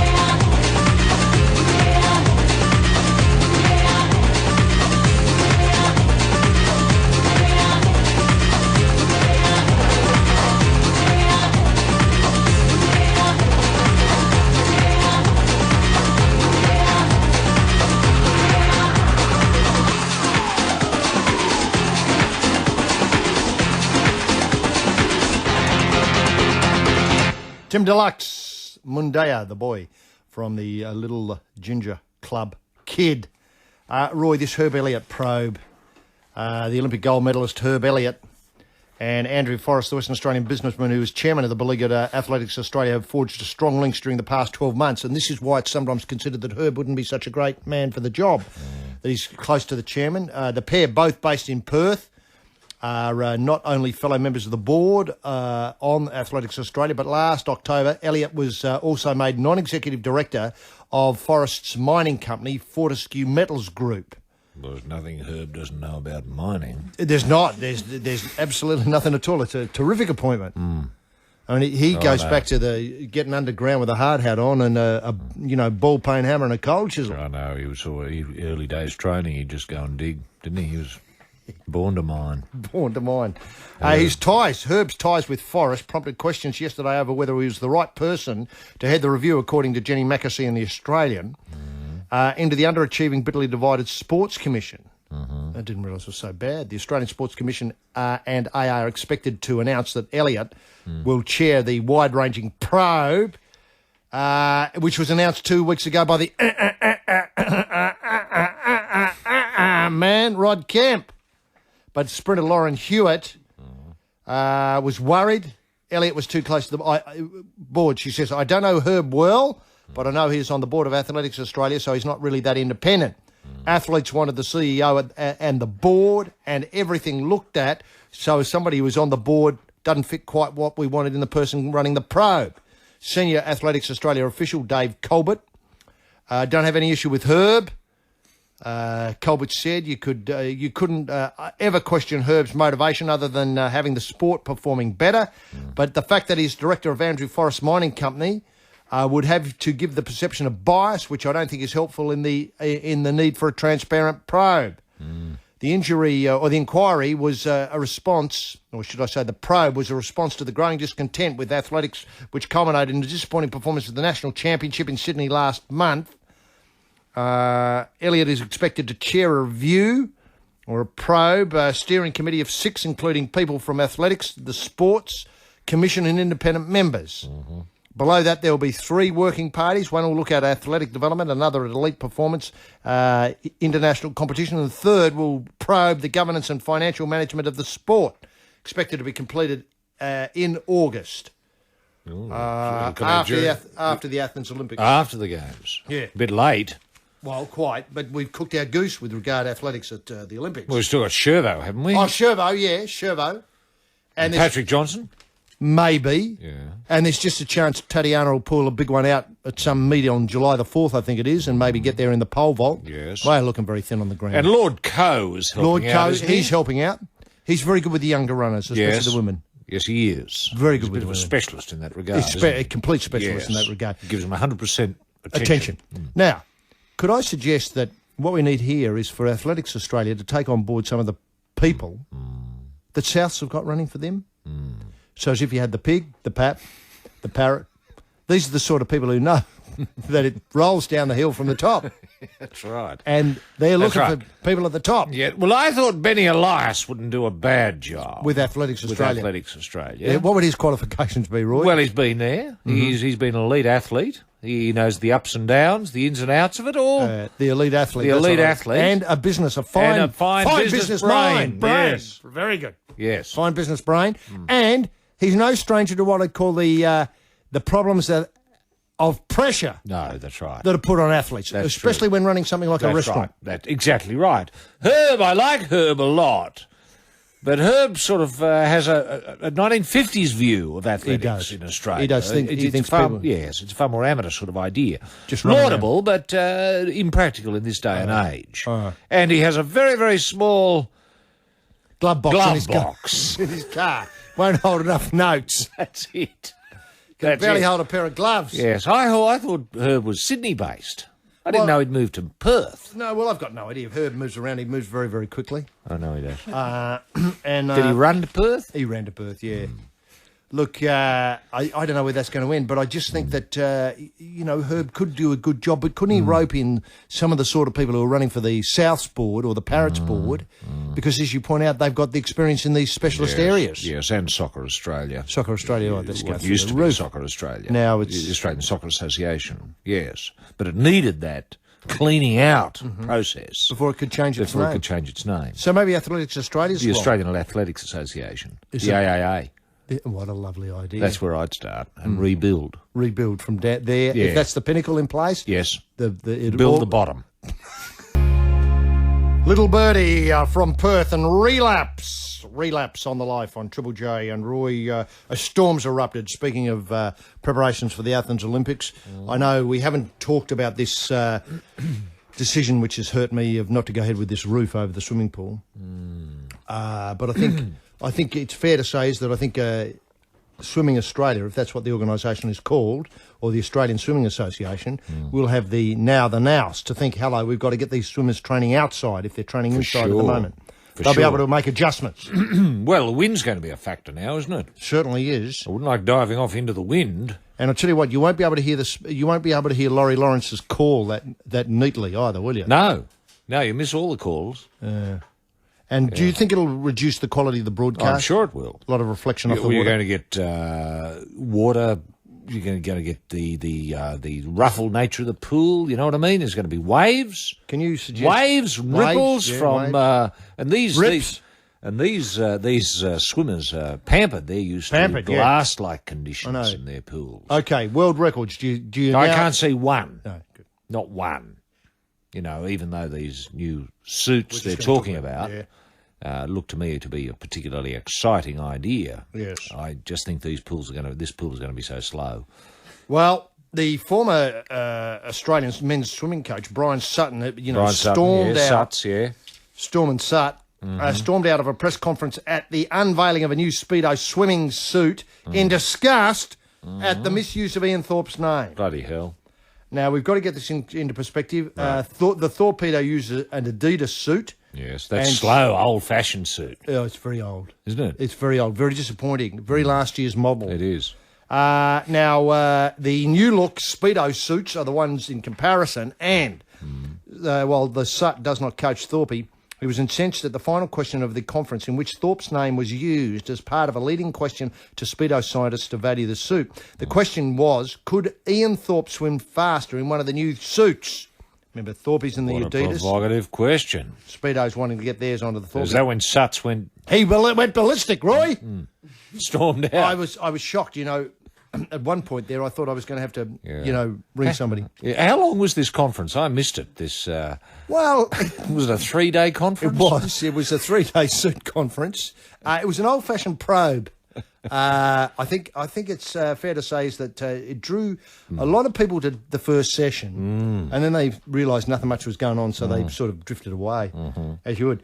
Anyway, the fact that Thorpe is sponsored by Adidas and has no intention of wearing Speedo was not lost on Sutton. I thought it was distasteful, a disgrace, that the last question had to involve Ian when he wasn't there and there was no intention of wearing the suit. It was almost as if the whole thing was planned and they used it as an opportunity to try and link Thorpe with a new suit. Thorpe is one of the 4 swimmers to have made submissions to the AOC not to wear the new Speedo suit in Athens. The other swimmers are up-and-coming youngsters, Jodie Henry, Jim Piper and Alice Mills. The Australian swimming CEO, Glenn Tasker, said the question involving Thorpe to the scientist was unsuitable. In my view, the scientist shouldn't have declined to answer the question because there is no scientific evidence that Ian would swim any faster if he had the new suits. It was a loaded question. Well, it would if the suit is better than the Adidas suit. True. Well, now we get to Speedo CEO Rob Davies said the question regarding Thorpe was valid. Ian Thorpe is a fantastic swimmer, but I believe he can go 0.3 of a second faster in our suit in every event. Bloody hell. And the Australian representative, we just want him to have the best. We know Ian is sponsored by Adidas, but it was a valid question. God almighty, they're a bit touchy, aren't they, these people? Very touchy. Why couldn't they accept that as a question, Roy? And do you think that this is fair? Where do you I think it's absolutely fair. I mean, if Ian would do better in Speedo, let's get Ian and Speedo talking.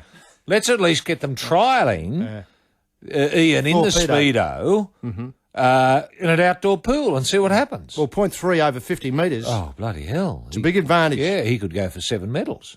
He could. Easily. If he was in the Speedo. That's the message I'm getting. Is it, Roy? From the Australian Swimming Association. Yeah, from your people in the association? Yes. They've done some computer projections, haven't they? They have. Probed it? Probed it. And their view is now that this suit that Ian has been wearing is like carrying an anchor. Right. A couple of bits of bricks. Yeah. Well, that could be the case because this technology moves at incredible speed. It does. People forget that, say 15 years ago, no one had a mobile phone. I suppose when you think about it, that's right. When you set it out like that, yes. It's incredible, the change. It is incredible. And, there was no flat-screen televisions. No, that's right. That's revolutionised how people spend their time, what they do with it. Well, that's right. I was only reading about this the other day, a booklet Herb Elliott gave me, which suggested the first Olympics of 1896, there was no internet. I find that very difficult. Well, so did I, but apparently it's a fact. According to her, there was no internet in 1896. Yeah, that's How what it said. How did people communicate? I'm buggered if I know. I don't know. I don't get it. I was baffled. I threw it away in disgust. Well, I just think it's a lie. Yeah. Do you know what I mean? I mean, surely CSIRO would be able to disprove that, though, pretty quickly. Yeah, you'd imagine. But that's sort of rubbish you get out and about these days, Well, that's what happens when elites get involved. Elites. People at universities, those sort of types. Yeah, with their smart-ass ideas, yes. So, what do you think about the suits? Well, the suit, I like the look of the suit, the Speedo. It's grey, isn't it, from memory? It's grey, shark grey. It's grey. And some swimmers apparently have it or are able to wear it. Yeah. Because they're obviously sponsored by. Yeah. Is it easy to get in and out of? No. That was the question I wanted asked at the conference. Is it easier to get in and out of that suit than, say, the Adidas suit that Ian struggles to get in and out of? It takes him often 2.5 hours. Yeah, I was going to say 2.5 days. he sleeps in it for weeks beforehand because he can't be blowed expending the energy. Well, according to Speedo exec, obviously the best suit. Tasker said, he's back to obviously the. Tasker said his organisation was distancing itself from 4 swimmers' submissions to the AOC, Australian Olympic Committee. We're not giving the AOC any advice on the matter, and contrary to what you may believe, we're not getting any money from Speedo. Yesterday, AOC spokesman Mike Tancred said each swimmer must demonstrate the desire to stay with their existing sponsor suit. If swimmers can provide evidence they perform better in their own suits, then is just deemed as a technical equipment and they're able to wear the suits. So he dribbles away then. Oh, no, well, let's freeing it up for Ian, even though he is associated with the black, old-fashioned, lead weight, anchored black suit from Adidas, that if he felt he could do better in the Speedo, that'd be equipment and he could wear it. That seems to be the suggestion. Right, so that doesn't come under the... Right. Oh, well, that's interesting. That is interesting, isn't it? No wonder the bloke stormed out. But do you think these people are too highly strung, Roy? They need to relax, or the pressure's getting to them? Because pressure is killing them. Well, to me, I view this very simply, and that is, what is the best suit for Ian to wear to get the best time in the water? Which one is going to deliver the best water speed to Thorpe? Yeah. That's got to be the question. And I think it's up to the Swimming Association of Australia to tell him to do it. To tell him, no questions asked, Ian, we have scientific proof that you will swim faster in this particular suit. That's the one you're going to wear, son. And take this pill while you're at it. Yeah. Oh, no, I think they've got to put the foot down. I mean, yes, absolutely. And if you're not going to wear it, you're not going to be on the boat. Yeah. You're not coming to Athens. Yeah. You're not swimming in the open-air pool. That's it. With the wind. That's it. I reckon they haven't factored wind into this. You've just got me thinking about this diving off. Well, these suits aren't designed for wind. No. For all we know, Ian and his black anchor could be exactly could be airborne. He might get a puff of wind, and he might hover above the water. For the best part of 4 or 5 seconds. Game over. Yeah, absolutely. Game over. Yeah. Because these haven't been tried in windy conditions. They haven't. They haven't. No. And you might find our K3s or our K4s might do better with this technology. Absolutely, Roy. You know what I mean? Because apparently it howls a gale on their course. But I tell you, what a fascinating problem, because if you could swim most of it in air, I mean, I don't know how possible that is. Oh, well, it's going to slow you down, surely. Otherwise, you wouldn't, when you dive off, you wouldn't spend 20 minutes underwater before poking your head up. Yeah, for the first stroke. You'd try and poke your head up right from the off. Yeah. Well, that's a thought. Start in the water because, the wind may be so howling gale. They may not be able to dive into the water. Yeah, they'd just get blown backwards. They might get blown back into the marshals. On the pool deck. On the pool deck, marshal with a busted arm from someone's ass coming at him at some force, wearing a black anchor. Looking for a reason not to say goodbye. Everything's lasting for a while. So you try manipulation when the truth won't get you there. So you think in speculation. What you did was almost fair. Now I'm walking my own way. Been this way before.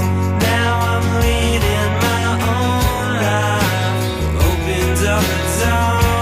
Time is waiting, you know that. But I know you wanted more.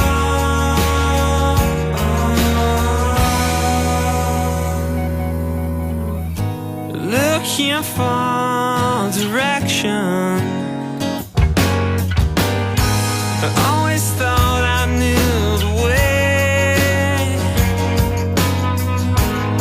It was never my intention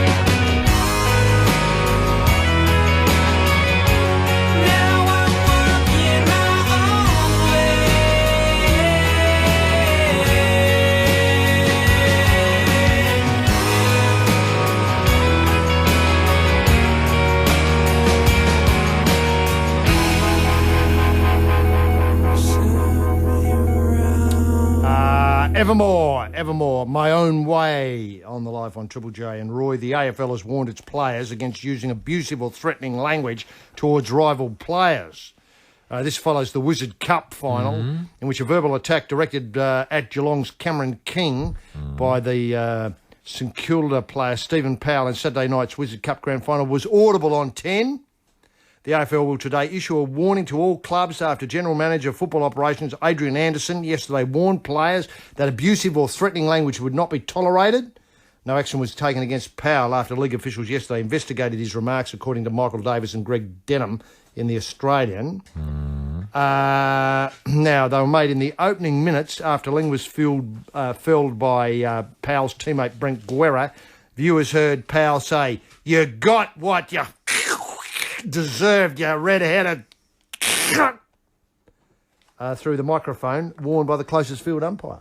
Wow. What do you think about this, Roy? And is there any way you can stamp out this? And am I right in thinking that the AFL will only be happy when the game is played in complete silence? I think they will be happy. Look, I think microphones these days are just too intrusive. Far too intrusive. What's the umpire need a microphone for anyway? Well, the umpire doesn't need a microphone. You know, all you need is the odd microphone to pick up the atmosphere of the ground to slave up to television images or radio coverage, just to get a sense of being there.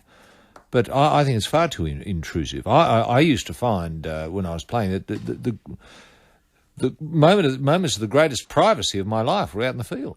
That's when you could be yourself. You didn't feel as if you had people listening to what you were saying or anything like that. You could really be honest. Be honest. Be honest in your thoughts and in your language. It was a great relief. Great relief. You know, there are so many pressures for players these days. Please allow players the safety valve of a little bit of blue language out in the middle. I mean, if you can't have blue language out in the middle, where can you have it? Well, quite. Anderson said the AFL was sensitive to abusive language being heard by fans, particularly children. Oh, yes. As though they don't hear it anywhere else in their lives. Players will be made aware of the potential damage of their obscenities have when taken in the homes of viewers. They'll be reminded that such language is not on and will be penalised by at least a free kick and, worse, a report. Umpires will wear microphones in at least 3 games each weekend of the home and away season: Friday night match, Saturday live and Sunday Foxtel. Now, why are they wearing microphones? To pick up the players' bad language? Is that the idea? That appears to be it.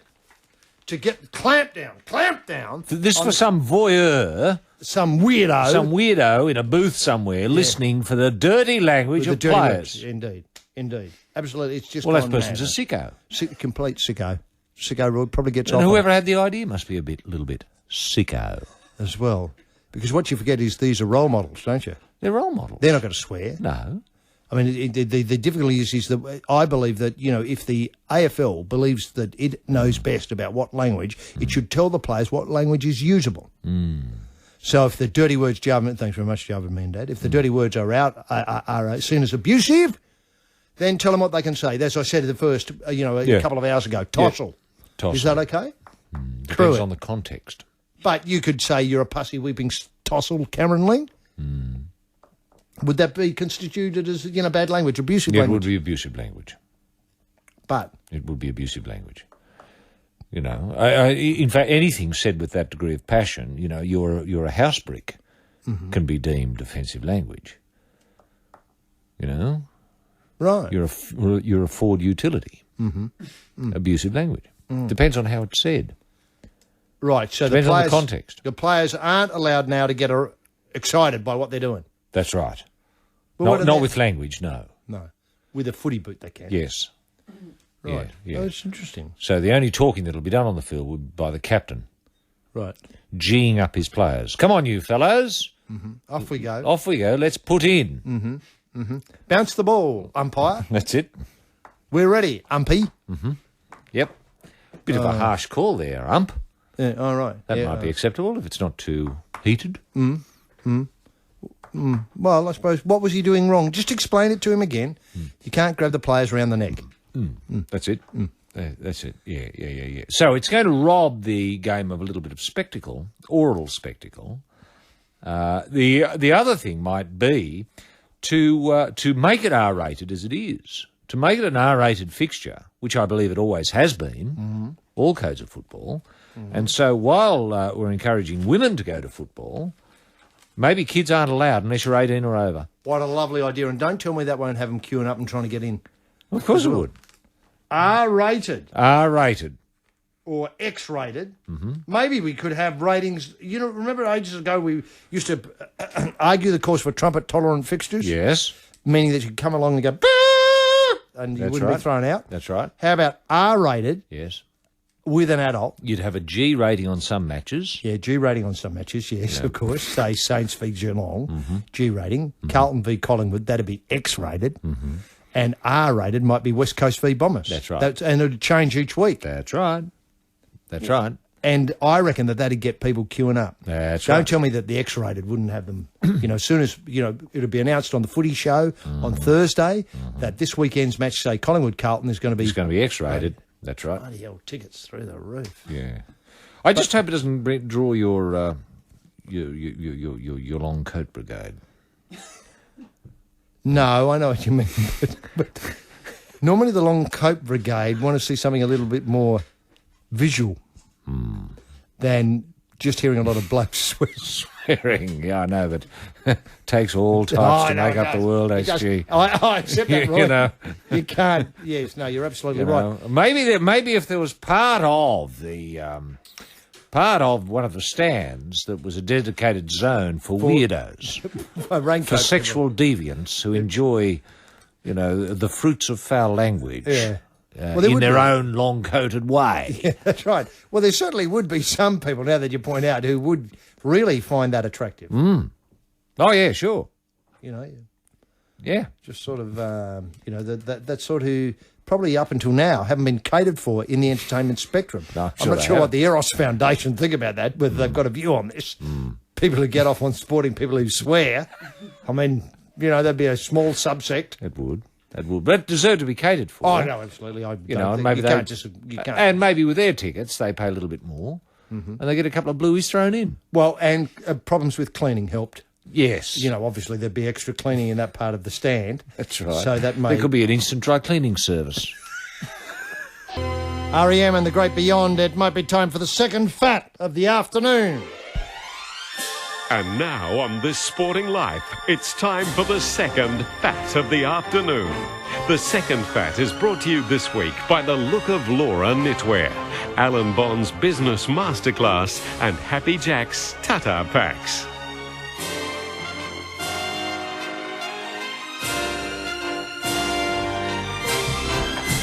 Yes, a terrific prize, as you'd expect, the second fat of the afternoon. And look, we got a letter this week from Sean O'Connell concerning the Surf Lifesaving Championships, which are being broadcast and taking place yesterday and today. And we mentioned the Maroochydore Tuggers have won the under-19 boat race. And so we've got a terrific part of the prize here, which is the Surf Sports magazine. One I'm not familiar with, but it's issue number 12. And it's obviously covering all the lead up to the titles this weekend, all the competitors listed. It's just an incredible list of... it looks almost professional, doesn't it? It does. I wouldn't say it was very far from professional, Roy. The championship draw, including the Masters. I think that the event started on the 16th and 21st, and it's just terrific. Isn't that great, having those pages with lists of players and participants, just like that? It's just baldly laid out, nothing pretentious. Well, so when you look at what just columns, endless columns of names nobody's ever heard of. Well, I think it's great. That's good. So it's really good for those whose name might appear there, though. So you go to the NRMA Insurance Under-19 Surfboard Race Championship. You start off with Albert Allen from Trig Island, Alan Wade from Surfers Paradise, Alan Reese from Mullamuk, Alan Hayden Wanda, Anderson Wayne, yes, North Narrabeen. So it's alphabetical. Alphabetical. They're all the entrants. So it's laid out beautifully. It's incredible. It is just very, very professional. Anyway, that's there. The Barracan gear, we've got the Bulldogs flag and the obviously the Panthers scarf plus the men's health. This is how to make your penis 4 times the size in 20 minutes. So that's the main article there. So it's a terrific magazine, and it doesn't get better. Oh, plus the Nerf ball, the ball you can play inside, AFL Nerf ball. Anybody? Answer the following question. Yes, the question Roy. is as follows. What's wrong with Herb Elliott's glove box? What's wrong with Herb Elliott's glove box? All comers. 1-800-855-36 phone now. TZU, good dog position correction, and the V8 race in Adelaide has just finished. It's just finished. The cars are winding through their celebratory lap. We think it's Ford, Holden. We don't have any more details apart from that. Ford, Holden. So it's been a terrific win by Ford. A beautiful day for racing in Adelaide, Roy, and the action was just unbelievable. Yeah, it was, wasn't it? Unbelievable. Yeah. We almost saw a prang. Yeah, we did. We saw a bit of that afterburner gear that you like so much, and here they come now. Marcus Ambrose, yes. Steve Richards second, Jason Bright third, Paul Wheel fourth, Bargwana fifth. Kelly sixth, Radicic seventh, Richards 8, Murphy 9, 10. Kelly, where are they? Where's Scaife? Engel. Where's Engel and Scaife? Or do they go into each other or something? I hope so.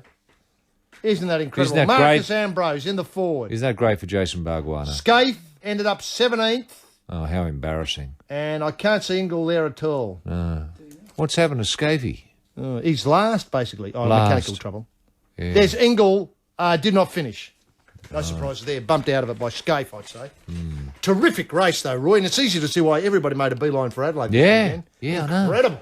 I know, great atmosphere. They're so professional down there these days. And the whole city comes alive. It does, doesn't it? Gets right behind it. They love their top racing. of Rundle Street there Yeah. just goes berserk, so close there. Yep. That everybody's in a friendly mood, free beers everywhere. Yeah. And a lot of that blue gear that you don't get anywhere else. Who are we No, talking to? that's right. It's absolutely fantastic. Who are we talking to? Yes, we're joined, actually, sorry about that. We're joined by Diane, who's joining us from Canberra. How are you, Diane? I'm good, thanks, Roy. Yeah, good. Have you had much rain? We haven't had any rain. They keep promising it, but it never seems to eventuate. Right. Gee. Jeepers creepers. So, Now, where would you get your water from? We got a couple of dams. Wyangler, is it? I'm not sure. Googong seems to be a word that I'm not really sure, I must admit, off the top of my head. have you got restrictions there still? You know, Yes, you we can still- only... We're now up to stage 2, though, so we spent the summer with stage 3, where it was only hand watering during certain hours. Yeah, and what is it now? Stage 2, what does that mean? That means you can have the sprinklers on for certain times of the day and hand watering any time. All right. Are you allowed to wash your car? Yes, only with a bucket, and it's got to be over the lawn. Oh, the grass right. area. No hard surfaces. Yeah. Right. Fair enough. Okay. And have you had what I'd call a heat, evaporating style heat, which has lowered the water storages? During the summer, we had quite a few hot, dry days, yes. It's cooling down now, but we can still get a couple of warm ones, even in autumn. Now, coming to the issue du jour, you know, would you be interested in going to the rugby league if you got a voucher from Terry Hill for $100 to spend at a store of your choice? Is that the sort of thing that would get you back to rugby league? I think so, yes. Yeah. When was the last time you went to watch the Raiders go round, for example, Diane? Oh, God, it's been a couple of years now, I must admit, yes. But if there was $100, say, and $50 for every child you took along, you think that'd be just exactly what you'd be looking for in, say, a promotion between now and the rest of the season? Certainly would, yes. Certainly would. And what about the Brumbies? Do you go to watch the Brumbies play? Yes, I do. I'm a season ticket holder for that. Is that right? Yes. Well, that's almost halfway through now, isn't Yeah. it? Well, a Goes third quick. through, yeah. Well, there's 6 home games, and they've had 3 already. Right, right. And how are they going with George Gregan not captain anymore? They're going great guns, really. They're top of the ladder now. They are. Isn't that fantastic? They are. Should've Well, done it earlier. and what else have you got on the agenda for the anything sporting coming up this week, Diane? Nothing sporting, no. I'm involved with amateur theatre, so doing a couple of shows. Oh, what plays are you doing? We're doing Blackadder. Is that a play now? Well, we adapted The scripts. We adapted the scripts too. Oh, so you got Ben Elton's approvals? Yes, we have. Yes, so Oh, good. all the proper permission and things like that. Oh, Isn't very that good. fantastic? And what else is coming up? There'll be Fawlty Towers later in the year as well. Wow. I can see a theme emerging here. Yes, it's a sort You're of. not tempted to do the footy show? Well, it could be on the cards. Right. Right. Or My Restaurant Rules, I think it'd be a good one too to have. Yes. Yeah. Very good. Anyway, Diane, let Roy set out the question and have a swing at it.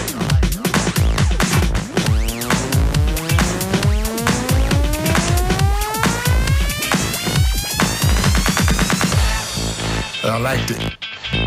I liked it. I liked it. I liked it. Crazy.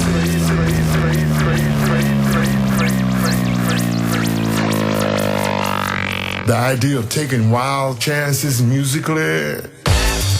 I liked it. I liked it. I liked it. I liked it. I liked it. I liked it. I liked it. I liked it. I liked it. I liked it. I liked it. I liked it. I liked it. I liked it. I liked it. I liked it.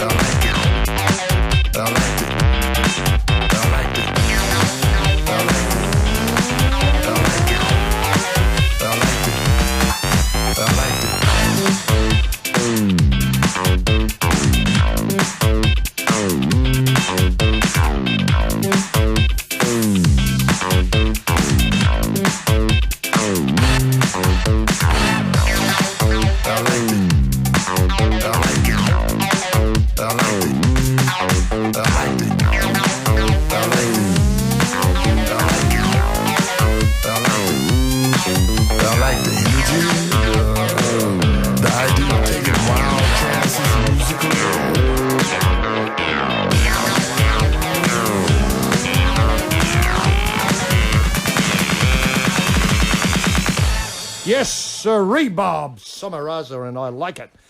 From the On the Run EP, and before that, The Greats and Trampoline, and we started the 3 on the trot with Spearmint and Left Alone Among the Living. All that on This Sporting Life on Triple J. Parents, how would you like the perfect kiddie? Listen to this list of characteristics now available through Roy, HG, CSIRO and Texas Instruments. Your kiddie could have Don Bradman's nose, Errol Flynn's length, Jeff Fennick's brain and Richard Zachariah's horse sense. Fetal mitosis genetic fusion is here, now. Parents need never get trapped with a dud again. Ring the South African gene shear king, Dr. Bob Spoofboter, at the Lithgow Institute of Prenatal Studies and fill out the application form.